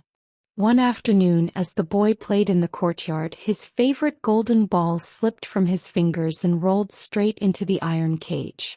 He ran to the bars, peering inside. "Iron Hans," he called, "throw my ball back." The wild man lifted his head, his piercing eyes meeting the boy's.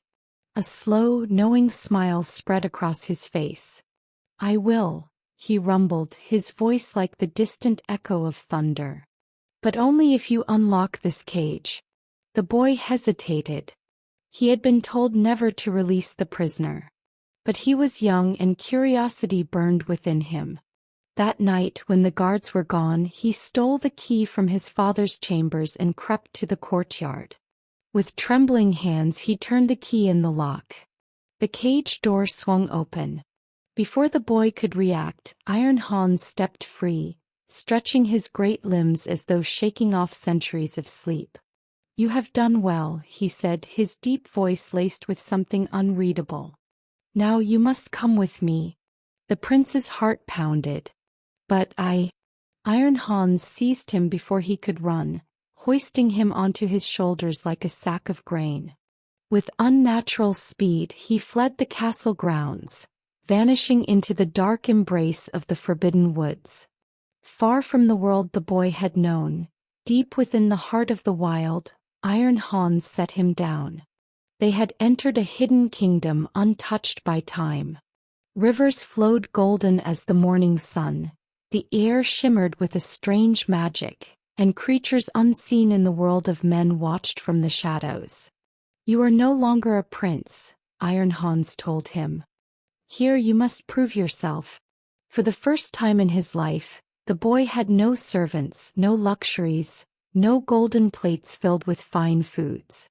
He was given simple tasks: to fetch water, to gather wood, to tend to the wild beasts that roamed the land. But one task was most important of all. You must guard this well, Iron Hans told him. Its waters run with pure gold. Touch nothing or you will suffer for it. The boy nodded, but temptation was a serpent in his heart. The first day he merely dipped his fingertip into the golden waters. When he withdrew it, his finger gleamed with gold. He hid it beneath his sleeve. The second day he submerged his whole hand. By the third, unable to resist, he plunged both hands into the shimmering depths. Iron Hans saw everything. You have failed, the wild man said, sorrow in his voice. You are not yet ready. With a single wave of his mighty hand he sent the boy away, stripping him of his fine clothes and sending him into the world, disguised as a beggar. In time the prince found his way to a great city, where he took work as a lowly gardener's boy in the king's palace. He kept his hands hidden beneath gloves, ashamed of the golden secret they bore. Then came the great tournament. Warriors from across the land gathered to win the hand of the king's daughter, a princess as clever as she was beautiful. The boy, longing for a chance to prove himself, despaired. How could he fight with nothing? Then from the shadows a familiar voice whispered, "Are you ready?" Iron Hans had not abandoned him. With a mighty steed and gleaming armor, he transformed the boy into a warrior. 3 times he entered the tournament, each time in different armor, red, then white, then black, each time defeating all challengers before vanishing into the night. But the princess was no fool. She had seen the golden hands beneath his gloves. When the king called all knights to a final feast, the princess stepped forward and removed his gloves for all to see. Gasps filled the hall. Then Iron Hans himself appeared before them, no longer the wild man of the forest but a mighty king, one who had long been under a curse. "The spell is broken," he said, placing a great fortune before the boy. "And you, young prince, have proven yourself worthy." And so the lost prince was lost no more. He took his place as heir to the throne, and the princess, having seen his true heart, chose him for her own. Yet even after he became king, sometimes on quiet nights he would ride into the forest, where an old voice whispered in the wind, "Curiosity may lead you astray, but courage will bring you home." The Golden Goose. In a quiet village nestled against a forest of ancient trees, there lived a family of modest means. The father, a woodcutter by trade, had 3 sons. The eldest 2 were strong and sharp-tongued, quick to boast about their wit and skill. The youngest, Simpleton, was neither strong nor clever, or so everyone thought.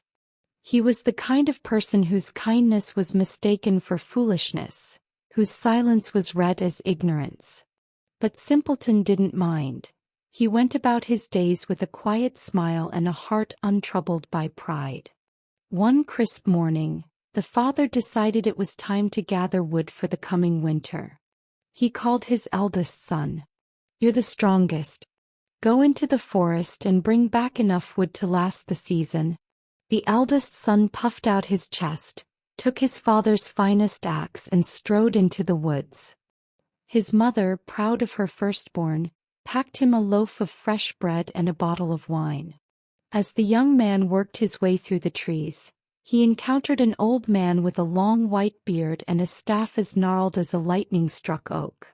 The old man tipped his hat. "Good day, young man. I've wandered long and am quite hungry. Might you spare some bread and wine for an old traveler?" The eldest son sneered. "Why should I share my meal with a stranger? You've no right to what's mine." Without another word he turned his back and walked away. The old man's face darkened, but he said nothing. Soon after, as the eldest son raised his axe to strike a tree, the blade slipped. It tore into his leg, leaving him howling in pain. Bleeding and ashamed, he limped home empty-handed. The next day the father sent his second son. "You'll do better," he said. The second son, eager to prove his worth, took the same axe and set off into the woods, carrying another loaf of bread and bottle of wine. The old man appeared once more, leaning heavily on his staff. "Kind sir," he said, "I am weary and starving. Might you share some of your food and drink?" The second son scoffed. "Find your own food, old man. I've worked hard for this." He waved the man away and continued on his path. But like his brother, he too met his comeuppance. His axe turned against him, slicing deep into his arm. He stumbled home in defeat, cursing his luck. Now it was Simpleton's turn. "Father," he said, "let me go." The woodcutter snorted. What could you possibly do? You'll only waste the day." But Simpleton insisted, and his mother, ever gentle, handed him a humble meal of stale bread and sour beer. "It's not much," she said, "but it's all we have." With a grateful nod, Simpleton set off. The forest was alive with the chatter of birds and the whisper of leaves, and though his task was daunting, he felt at ease. As he wandered, he came upon the old man. "Good day, young one," said the man, his eyes twinkling. "You look like someone who could spare a bit of kindness." Simpleton smiled warmly. "Of course, sir. It isn't much, but you're welcome to share." He offered the bread and beer, and the old man accepted with gratitude. "You have a generous heart," the man said after eating. "For your kindness I will reward you.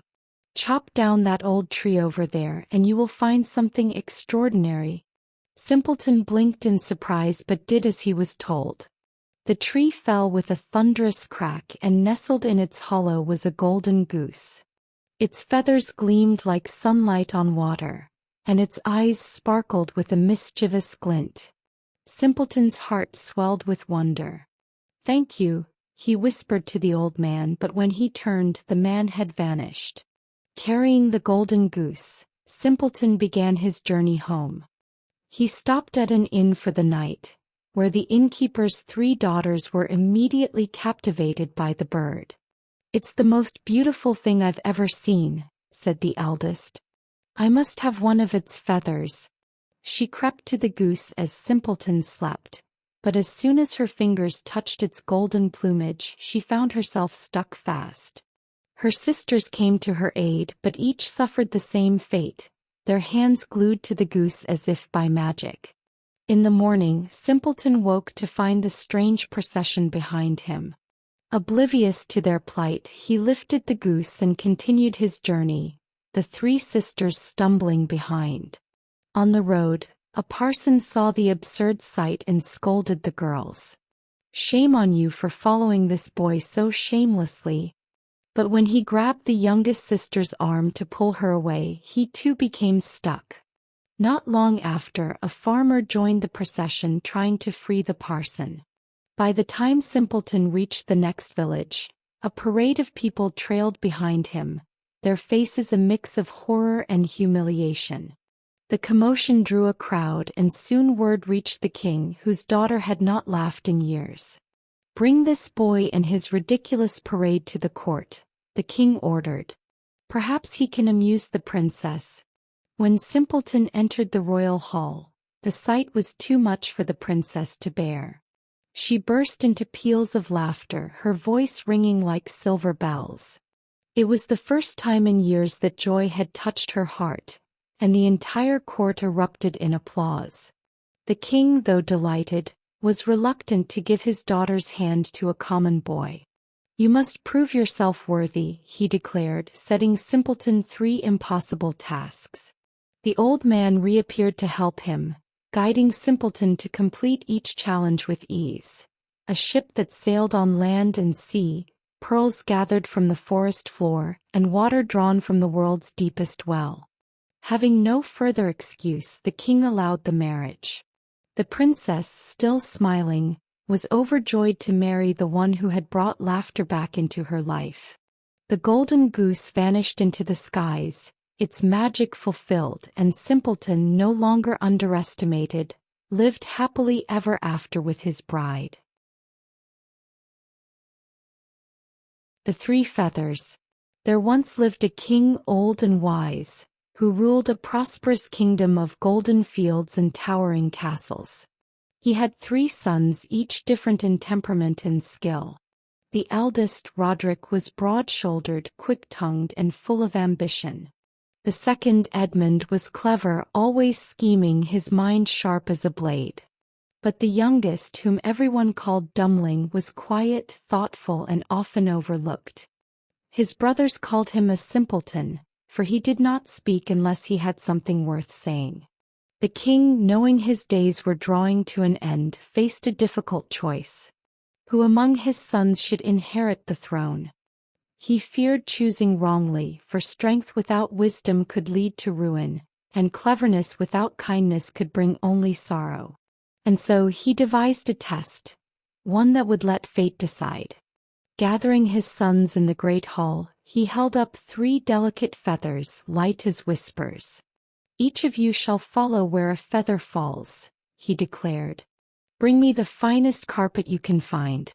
He who brings me the most splendid shall be one step closer to the throne." With that he released the feathers into the air. The first floated eastward, caught in a breeze that carried it toward the rich merchant districts of the city.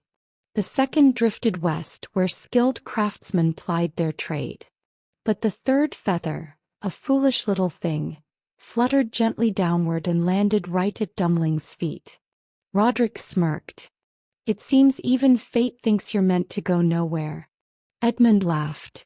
"Perhaps he'll weave a carpet from blades of grass." Without another word, the 2 brothers rushed off, each eager to find a carpet that would secure their claim to the kingdom. Dummling, left alone, sighed and looked down at the feather. As if answering his gaze, it stirred once more, lifting just slightly, then drifting toward a heavy stone in the ground. Curious, he knelt and pressed his hands against it. To his astonishment, the stone shifted, revealing a dark stairway that spiraled deep into the earth. Hesitation warred with curiosity, but curiosity won. Down he went step by step until the air grew damp and cool. At the bottom he found himself in a cavern unlike anything he had ever seen. The walls shimmered faintly as if kissed by moonlight, and in the center sat a great toad upon a throne of stone and moss. Around her, smaller toads bustled about, their eyes gleaming like polished gems. Dummling took a hesitant step forward. I need a carpet," he said, his voice echoing slightly. The great toad blinked her enormous eyes. Then, in a voice both ancient and knowing, she croaked, "A fine request. And one that shall be granted." She raised a webbed hand and one of the smaller toads scuttled off. Moments later it returned, carrying a carpet so exquisite that Dumling's breath caught. It shimmered as though woven from threads of starlight and twilight, soft as clouds, its colors shifting with every movement. This is beautiful," he whispered. The great toad inclined her head. "Then take it and may fortune favor you." Dummling bowed in gratitude and hurried back up the stairs, the carpet draped over his arms. When he returned to the castle, his brothers had already presented their carpets. Roderick had found one of deep crimson and gold, thick and costly. Edmund had purchased one from a skilled weaver, its patterns intricate, its silk fine. But when Dummling unfurled his, the hall fell silent. The fabric rippled like water, gleaming with an otherworldly beauty. The king's eyes widened. He traced the edge with his fingers and nodded slowly. "This," he said, "is the finest carpet." Roderick and Edmund exchanged furious glances. "It must be a trick," Roderick snapped. He could never have found such a thing himself. But the king only smiled. "A ruler must prove himself more than once. Your next task, Bring me the most splendid ring." Once more the brothers followed their feathers. The eldest found a jeweler who presented him with a ring of rubies, fiery and bold. The second discovered a craftsman who fashioned a band of pure gold, etched with delicate designs. But Dummling, as before, followed his feather to the stone slab, descended into the cavern and made his request. The great toad studied him for a long moment, then lifted her hand. From the shadows, another toad scuttled forward, bearing a ring unlike any other. Its gem was not ruby, nor sapphire, nor emerald, but something deeper, something that shimmered with shifting colors, as though it held the essence of dawn and dusk within its depths. Dummling swallowed hard. "Thank you," he whispered. Back at the castle, the king examined the 3 rings. Though his elder sons had chosen well, neither could compare to the otherworldly beauty of Dumbling's. "The test continues," the king said. "Bring me the fairest maiden to be queen." The brothers set off once more, each searching for the most beautiful woman they could find. Roderick returned with a noblewoman, her beauty sharp and cold. Edmund brought the daughter of a wealthy merchant, her features flawless, her silks rich. But Dummling, he returned to the stone slab. This time when he spoke, the great toad smiled. "A queen you seek?" She clapped her webbed hands. A shimmer filled the air, and before him stood a woman of unearthly beauty, her golden hair cascading like rivers of sunlight, her eyes deep as the sky at dawn. She wore no jewels, no silks, and yet she radiated a presence so powerful that Dummling knew without question that she was the one. He offered his hand and she took it. When they arrived at the castle, the hall fell silent once more. The noblewoman and the merchant's daughter were beautiful, yes, but beside Dumbling's bride, they seemed no more than painted figures. The king studied her. Then he smiled. "The choice is clear." Roderick clenched his fists. Edmund's jaw tightened. "One last contest," they demanded. The king, amused, agreed. "Then let it be a test of skill. Whoever leaps through a golden ring set in the hall shall be king." The ring was placed high, shimmering in the torchlight. Roderick went first.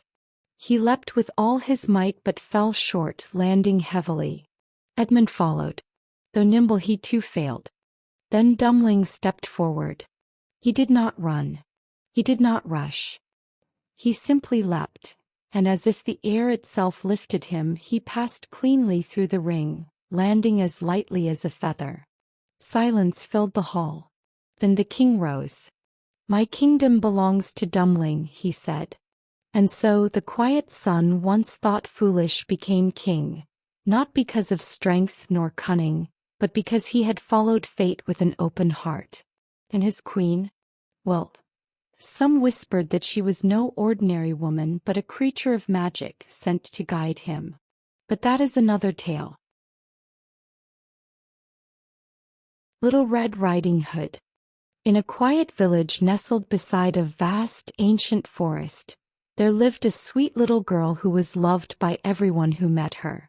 But no one loved her more than her grandmother, who had sewn her a beautiful hood of rich crimson velvet. The little girl adored it so much that she wore it everywhere, and soon, everyone in the village began to call her Little Red Riding Hood. One morning, Red's mother called her into the kitchen, where a basket of bread, wine, and other small comforts rested on the table. "Your grandmother is ill and weak," her mother said, tying the girl's cloak securely around her shoulders. "Take this basket to her cottage deep in the woods. It will strengthen her. But remember what I've taught you, stay on the path. Don't talk to strangers. And don't wander no matter what you see or hear." "I will, mother," promised Little Red Riding Hood, her wide eyes full of earnestness. She kissed her mother goodbye, picked up the basket and set off down the sun-dappled trail that led into the woods. At first the walk was pleasant. Shafts of golden light filtered through the trees, and birds chirped sweetly above. The trail beneath her feet was soft, lined with moss and bordered by wildflowers that swayed in the breeze. But as she ventured deeper, the forest grew darker. The trees stood closer together, their gnarled branches twisting overhead like skeletal hands. The cheerful birdsong faded into silence, replaced by the distant rustle of unseen creatures. It was then that the wolf appeared. He stepped out from behind a thick oak tree, his gray fur sleek and his yellow eyes gleaming with cunning. His mouth stretched into a sharp-toothed grin. "Good day, Little Red Riding Hood," he said, his voice smooth as honey. "Good day, Mr. Wolf," she replied, clutching the basket tightly. "Where are you going so early in the day?" he asked, his eyes flicking to the basket. "To my grandmother's house," said Little Red Riding Hood, her mother's warnings echoing faintly in her mind. "She's not feeling well, and I'm bringing her this basket of bread and wine." "How thoughtful," said the wolf, his grin widening.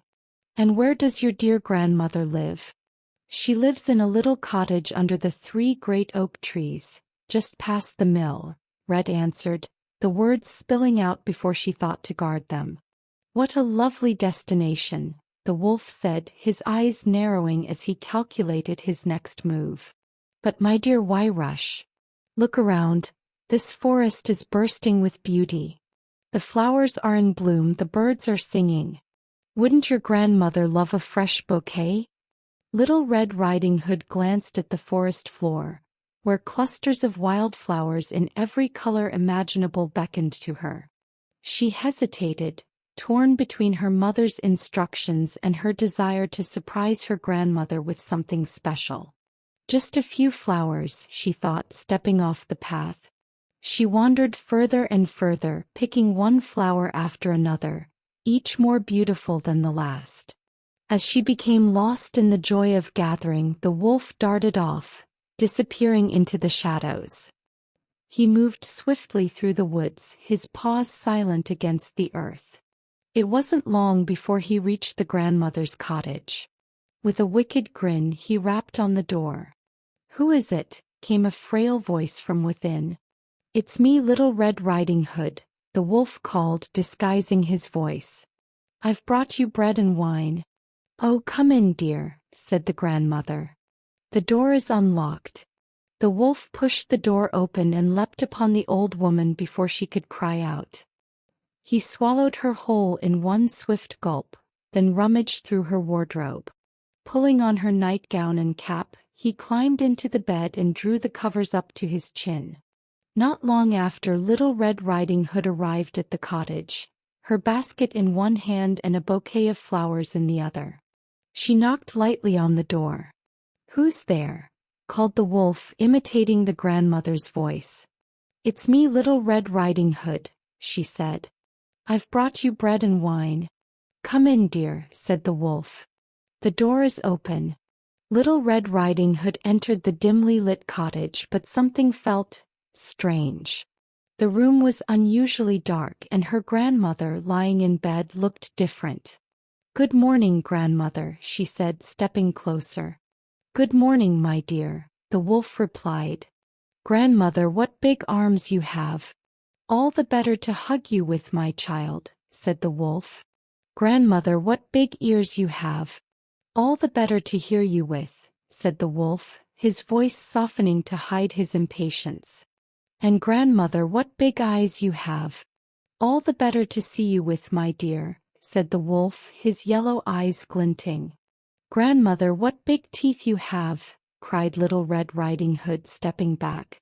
"All the better to eat you with," roared the wolf, springing out of bed.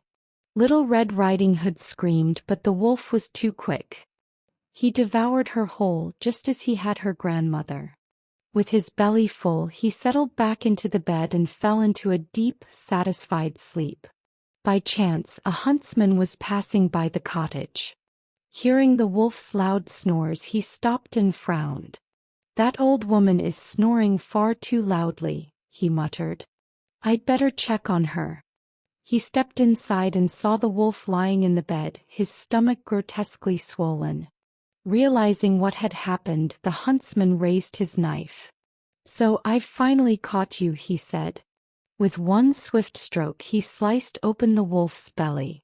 Out sprang Little Red Riding Hood and her grandmother, both alive and unharmed.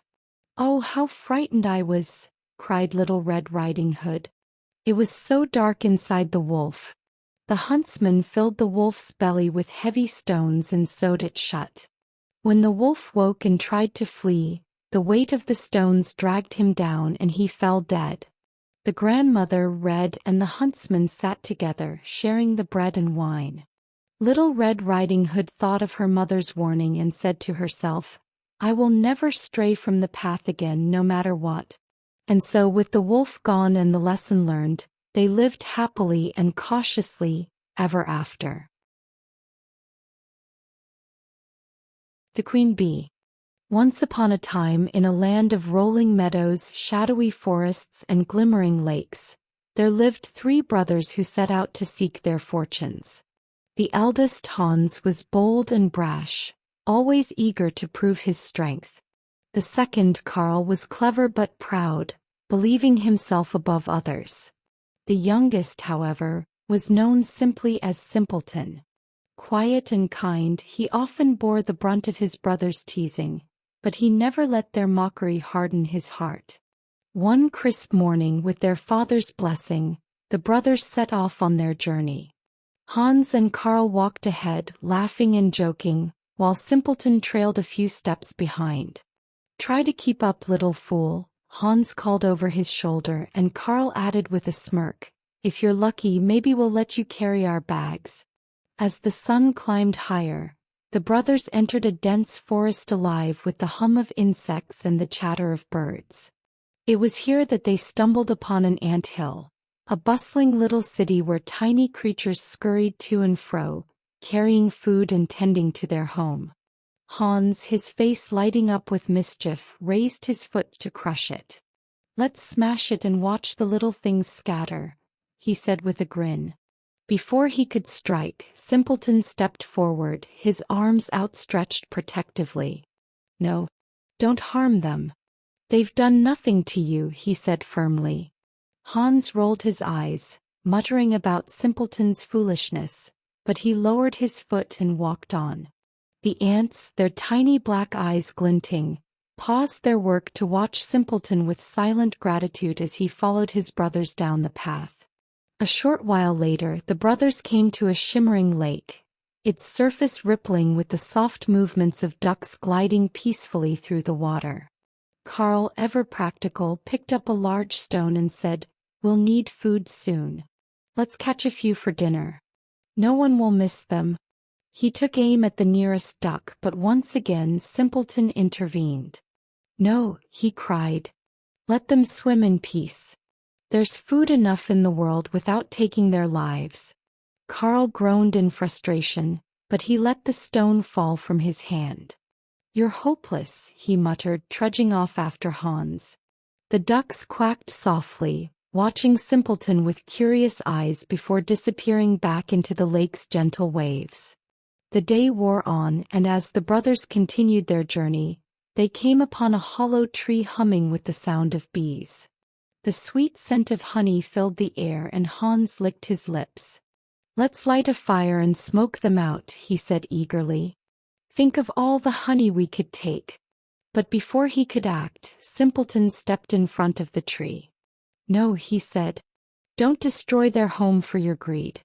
They've worked too hard for it." Hans groaned in exasperation, but Karl nudged him and said, "Leave it, brother. Let the fool have his way." With much grumbling, the 2 brothers moved on, leaving the bees to their work. High above, the queen of the hive emerged and watched Simpleton with a thoughtful hum before retreating back inside. As twilight fell and the forest grew darker, the brothers stumbled upon a grand castle hidden among the trees. Its gates were rusted, its gardens overgrown, and an eerie silence hung in the air. Yet through the dusty windows they could see a faint glow of treasure.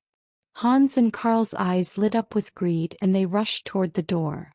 Before they could enter, a deep, disembodied voice echoed from within. To break the curse that binds this castle, it intoned, you must complete 3 tasks. Succeed and the castle's riches shall be yours. Fail and you shall remain here forever. Hans and Karl, driven by their hunger for wealth, accepted without hesitation. Simpleton, though wary, followed quietly, determined to help however he could. The first task was to gather 1,000 pearls scattered across the mossy forest floor. Hans and Karl charged into the woods, snatching up pearls wherever they saw them, but their impatience soon got the better of them. This is impossible, Hans growled, throwing a handful of pearls to the ground. We'll never find them all. Simpleton, undeterred, knelt in the grass and began searching carefully. As he worked, a soft rustling reached his ears. Looking up, he saw the ants he had saved earlier swarming toward him in a tiny black army. "We remember your kindness," said the leader of the ants in a tiny voice. "We will help you." The ants spread out across the forest floor, carrying pearl after pearl to Simpleton's feet. By dusk, the pearls were gathered into a neat pile and the first task was complete. The second task was to retrieve the key to the castle's tower, which had been dropped into the lake. Hans and Karl waded into the water, shivering and complaining, but they soon gave up. Simpleton stood at the water's edge, unsure of what to do. Then with a splash, the ducks he had spared appeared. "We remember your kindness," quacked their leader. "We will find the key for you." The ducks dove beneath the surface and moments later, one emerged with the golden key in its beak. Simpleton took it with a grateful smile, completing the second task. The final task was the hardest: to identify which of the 3 sleeping princesses in the tower was the youngest. The sisters were identical, their faces serene and beautiful, but the youngest had eaten honey before falling under the spell. Simpleton hesitated, unsure of how to proceed. Then a soft buzzing filled the air and the queen of the bees flew into the room. "We remember your kindness," she said. "I will show you the way." The queen landed gently on the lips of one of the princesses, who smelled faintly of honey. Simpleton knelt and touched her hand, and as he did, her eyes fluttered open. The spell was broken. Light flooded the castle and the 2 other princesses awoke as well. The prince of the castle, freed from the curse, thanked Simpleton profusely and offered him riches beyond measure. But Simpleton shook his head. "Forgive my brothers and that will be reward enough," he said humbly. The youngest princess, touched by his kindness, took his hand. "Stay with me," she said softly. And so, Simpleton and the princess were married in a grand celebration, while Hans and Karl, humbled by their failures, left the castle wiser than before. Simpleton ruled the castle with a kind and gentle heart, proving to all that true strength lies not in power or pride but in compassion and humility. And so they lived happily ever after. Hans the Hedgehog.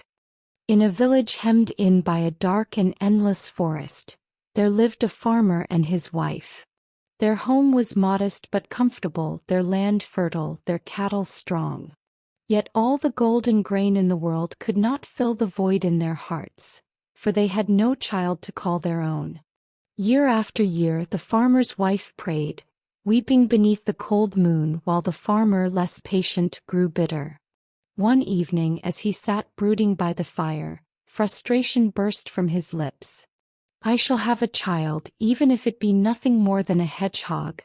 Fate is ever listening, and its ear is sharpest when men speak carelessly." Months passed, and one crisp autumn morning the farmer's wife bore him a son. But their joy turned to horror. The child was unlike any they had ever seen. His upper half was that of a human boy with bright eyes and delicate hands, but his back was covered in quills as sharp as needles. His legs were those of a hedgehog, clawed and rough, and when he moved he did so in a way that was neither entirely man nor beast.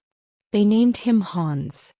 The villagers came to gawk, whispering behind their hands, and though his mother loved him in her way, his father despised him. He would not hold the boy nor speak his name with anything but contempt. "You wished for him," he told his wife. "Now see what your wishing has brought us." And so Hans was sent to sleep in the straw with the pigs. Hans grew, and though he was a child of both worlds, he belonged to neither. The other children shrank from him, afraid of his quills, and the villagers spoke of curses and omens when they saw his strange silhouette against the rising sun. It did not take Hans long to understand that he was unwanted. But if he could not live among men, he would make a life elsewhere. One day he approached his father. His voice, though young, carried the weight of certainty. "Give me a saddle for my rooster and some bagpipes and I shall leave. I will not trouble you again." The farmer, thinking himself lucky to be rid of his cursed son, did not argue. He fashioned a tiny saddle for Hans's rooster, an enormous, ugly bird with dark, glossy feathers, and gave him the bagpipes, hoping never to see him again. And so Hans climbed upon his rooster, slung his bagpipes over his back and rode into the deep, endless forest. The forest swallowed Hans whole. At first the dark frightened him. The trees whispered, the shadows flickered, and strange eyes gleamed from the undergrowth. But Hans did not turn back. He built his home in an ancient, gnarled tree with roots that twisted like sleeping serpents. There, amid the tangled wilderness, he herded wild pigs and played his bagpipes, their haunting notes curling through the trees like smoke. Time passed, and soon the forest spoke of him in hushed rustlings. The birds knew his song, the beasts knew his scent, and men who wandered too far from their paths returned with wild tales. "Beware the creature that rides the giant rooster. A hedgehog man haunts the woods, and his music is not for mortal ears." But there were some who still dared to tread where men were not meant to go. One autumn dusk, a weary king rode through the forest, his velvet cloak snagging on the thorns. He had lost his way, and though he was a proud man, fear gnawed at his bones. As the last light of day faded, a sound drifted through the trees. A strange, lilting tune played upon bagpipes. The king followed it, and there, upon the great rooster, sat Hans the hedgehog.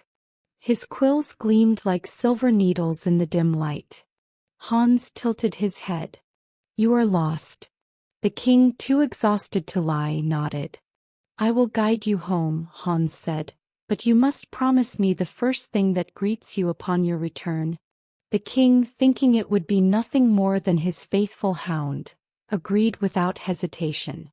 Hans led him through twisting paths and shadowed glades until the castle's towers pierced the night sky. The moment the king crossed his threshold, however, it was not a hound that ran to greet him. It was his daughter. The golden-haired princess, seeing her father returned, threw herself into his arms.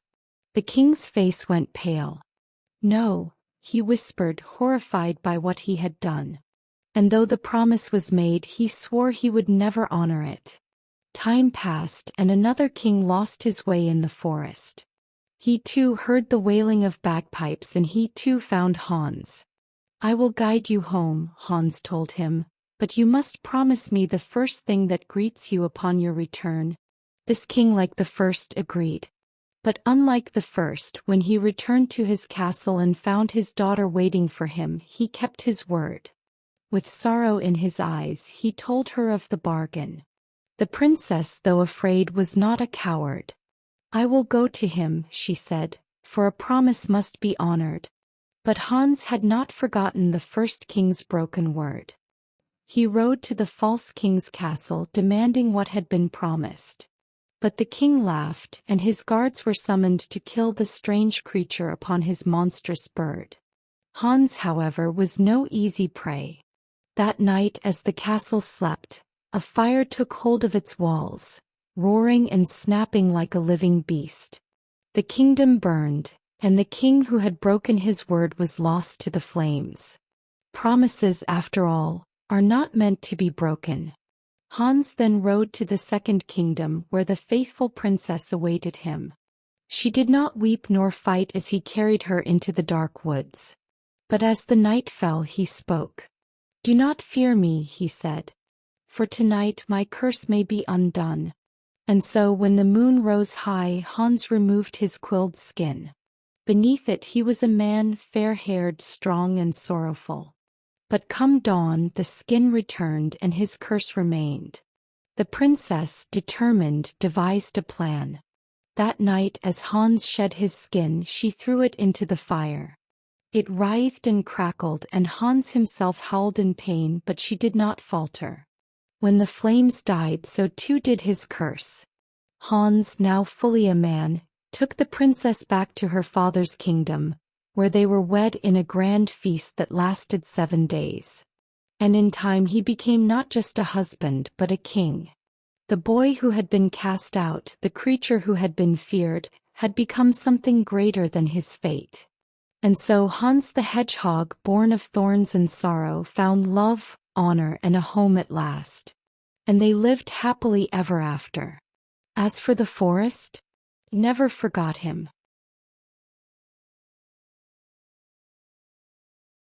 Once upon a time, in a village where the sun kissed the golden fields and the wind carried whispers of old magic, there lived a widow with 2 daughters. One was her own, a lazy, ill-tempered girl with a heart as cold as winter's breath. The other was her stepdaughter, kind, diligent, and as radiant as the morning sun, though treated no better than a servant. From the moment the first rooster crowed to the last flickering candle of the evening, the stepdaughter toiled. She cleaned, cooked, and spun thread until her fingers bled, while the widow and her own daughter lounged, enjoying the fruits of her labor. No matter how much she suffered, the girl never complained, for her heart was pure, and she found solace in the fleeting beauty of nature. The way the wind rustled through the trees, how the brook murmured secrets to the stones, and the gentle glow of the stars above. One day as she sat beside the well spinning, her hands aching from the endless work, a sharp sting caused her to jerk. A drop of crimson blossomed on her fingertip and stained the spindle. In her weariness she leaned forward to wash it away, but her numbed hands betrayed her, and the spindle slipped from her grasp, vanishing into the dark depths of the well. Terror gripped her. She knew well that her stepmother's wrath would be terrible. Trembling, she peered over the edge of the well, hoping to catch a glimpse of the spindle's gleaming thread, but it was gone. Desperation took hold, and with a whispered prayer she leapt into the well after it. Instead of hitting cold water, she found herself floating, drifting downwards through what felt like a dream. A warm breeze wrapped around her, and before she knew it, she landed gently in a world unlike any she had ever known. The sky above was a soft, endless blue, and the air shimmered with the scent of wild flowers. Before her stretched a vast meadow vibrant with colors, where an old stone oven stood, its mouth glowing with fire. Inside, golden loaves of bread sat waiting. "Take us out," the loaves cried. "We are baked through and will burn." Startled but unwilling to ignore their pleas, the girl reached in, pulling each loaf out carefully and setting them neatly upon the stone. The scent of warm bread filled the air, and a deep sense of satisfaction settled over her as she continued on her way. Soon she came to an apple tree, its branches bending under the weight of ripe, glistening fruit. Shake me, my apples are ready to fall," the tree pleaded. She reached up, grasping the sturdy trunk, and gave it a strong shake. The apples tumbled down in a gentle rain, rolling across the grass. She gathered them into a neat pile before continuing down the winding path. At last she arrived at a quaint little cottage with ivy curling around its stone walls. On the doorstep stood an old woman with wise eyes and great gleaming teeth. Ah, child, I have been expecting you, the woman crooned, her voice both gentle and knowing. If you stay and work for me, you shall be well rewarded. But mind this, when you make my bed you must shake it hard so the feathers fly, for that is what makes snow fall in the world above. The girl, eager to repay her kindness, agreed. She worked diligently, rising early each morning to sweep, cook, and shake the bedding with all her might until the air was filled with downy feathers. Snowflakes danced in the world above, and Mother Holly, for that was the woman's name, watched her with fondness. Days passed into weeks, and though her life was filled with labor, she was treated kindly, fed well, and cherished like a daughter. Yet as time went on, she longed for home. Though she had been treated poorly there, it was still the place of her childhood, and she wished to return. Sensing this, Mother Holly called her one evening and said, "You have served me well, dear child, and it is time for you to return." She led the girl to a great gate, and as it swung open, a golden light surrounded her. Suddenly, a shower of gold rained down, coating her clothes, her hair, her very skin with a radiant shimmer. "This is your reward for your kindness and diligence," Mother Holly said before sending her back to the world above. When she emerged from the well, she found herself near her home, the familiar village just beyond. The rooster upon the fence flapped his wings and crowed, "Cock-a-doodle-doo. Our golden girl has come home anew." Her stepmother and stepsister, seeing her covered in gold, were filled with jealousy, though they masked it with false delight. Determined that her own daughter should receive the same riches, the widow sent her down to the well, instructing her to follow the same path. The lazy girl tumbled into the meadow, but when the oven called for her help, she sneered, "I won't dirty my hands for you." When the apple tree pleaded for her to shake its branches, she scoffed, "I might be hit on the head." At last she reached Mother Holly's house and was taken in. But laziness clung to her like a second skin. She refused to rise early, she barely shook the bedding, and no snow fell in the world above. After a short time, Mother Holly grew tired of her idleness and sent her away. As the girl passed through the great gate, instead of gold, a bucket of pitch poured down upon her, sticking to her clothes, her hair, her very skin. "This is your reward," Mother Holly said before closing the gate. The girl returned home, but the rooster crowed, "Cock-a-doodle-doo. Our sooty girl has come home too." No matter how much she scrubbed, the pitch would not come off, marking her forever as a testament to her sloth. Thus the kind girl lived a life of happiness and plenty, while the lazy one remained stained by her own choices. And so the world continued, rewarding the diligent and humbling the idle, just as it always had. Rapunzel. Once upon a time, in a faraway land teeming with magic and mystery, there lived a humble husband and wife who had long yearned for a child. Their small cottage sat near a splendid garden filled with the most vibrant and unusual plants imaginable. This garden, however, was surrounded by a high stone wall and belonged to a powerful enchantress named Dame Gothel. Her reputation for cruelty and vengeance kept everyone at a distance. One day, as the wife gazed out of her window, her eyes fell upon a bed of Rapunzel greens, their tender leaves gleaming in the sunlight. An intense craving stirred within her, so overwhelming that she could think of nothing else. Day and night, her desire for the greens grew, and she grew pale and sickly. At last she confided in her husband, saying, "If I cannot eat the Rapunzel from that garden, I shall surely waste away and die." Alarmed and desperate to save his beloved, the husband resolved to fulfill her wish. As night fell, he climbed the garden wall, his heart pounding with fear. He quickly plucked a handful of Rapunzel and fled back to their cottage. The wife eagerly devoured the greens, her face lighting up with joy. But her hunger only grew, and the next evening she begged for more. Determined to please her, the husband ventured into the forbidden garden once again. This time as he reached for the Rapunzel, he froze at the sound of a chilling voice. "How dare you steal from my garden?" thundered Dame Gothel, stepping from the shadows, her eyes blazing with anger. The man fell to his knees, trembling. "Forgive me, noble lady," he pleaded. "My wife is with child and she craves these greens.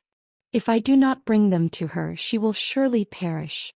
Dame Gothel's expression softened slightly. "If that is true, I will spare you," she said. "But in return you must promise me the child your wife will bear. I will care for the child as if it were my own." Terrified and cornered, the man agreed to her terms. He took the Rapunzel and fled, his heart heavy with the terrible bargain he had made. In due time the wife gave birth to a beautiful baby girl. As promised, Dame Gothel appeared to claim the child. She named her Rapunzel and raised her with care, though not with love. Rapunzel grew into the most beautiful maiden in the land, her golden hair cascading in waves down her back, shimmering like sunlight woven into silk. Dame Gothel was strict and protective, teaching Rapunzel that the world outside was cruel and unkind.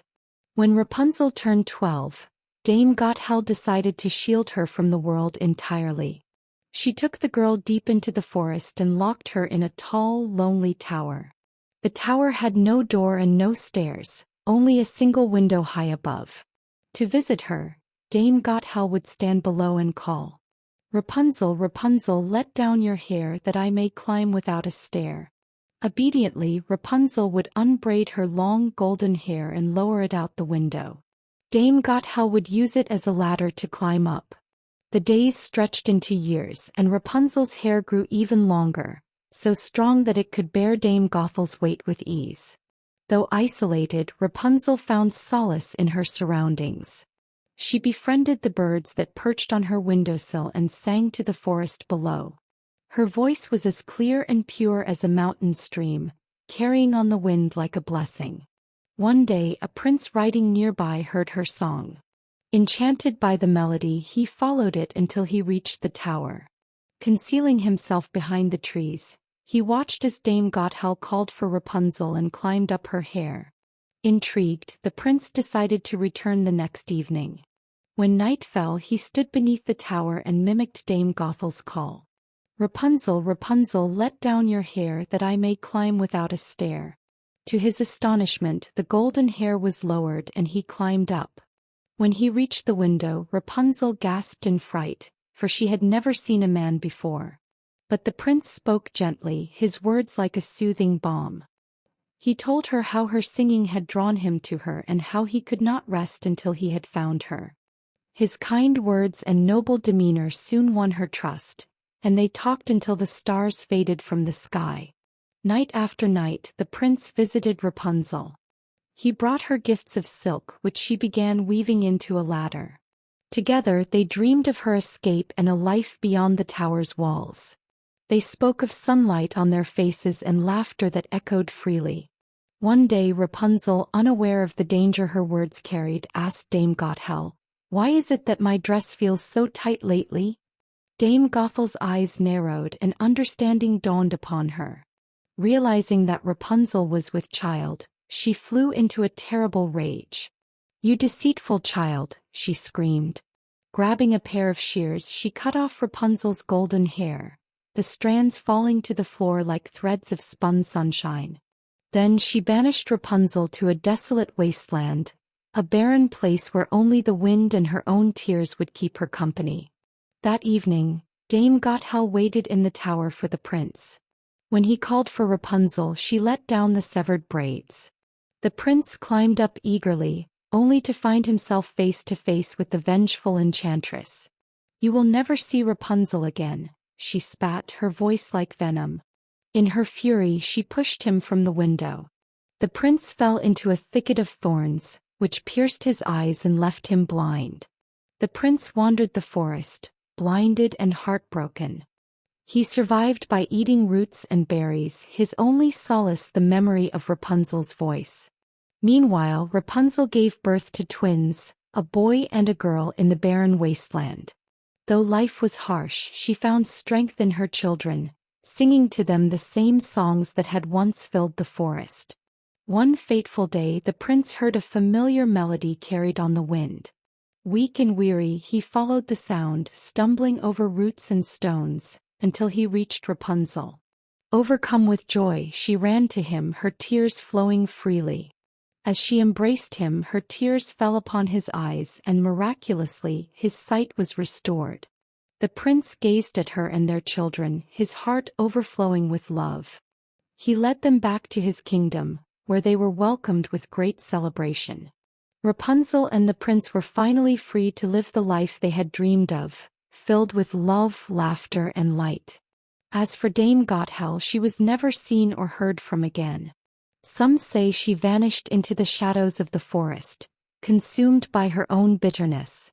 Others believe the earth itself swallowed her up, erasing her presence from the world.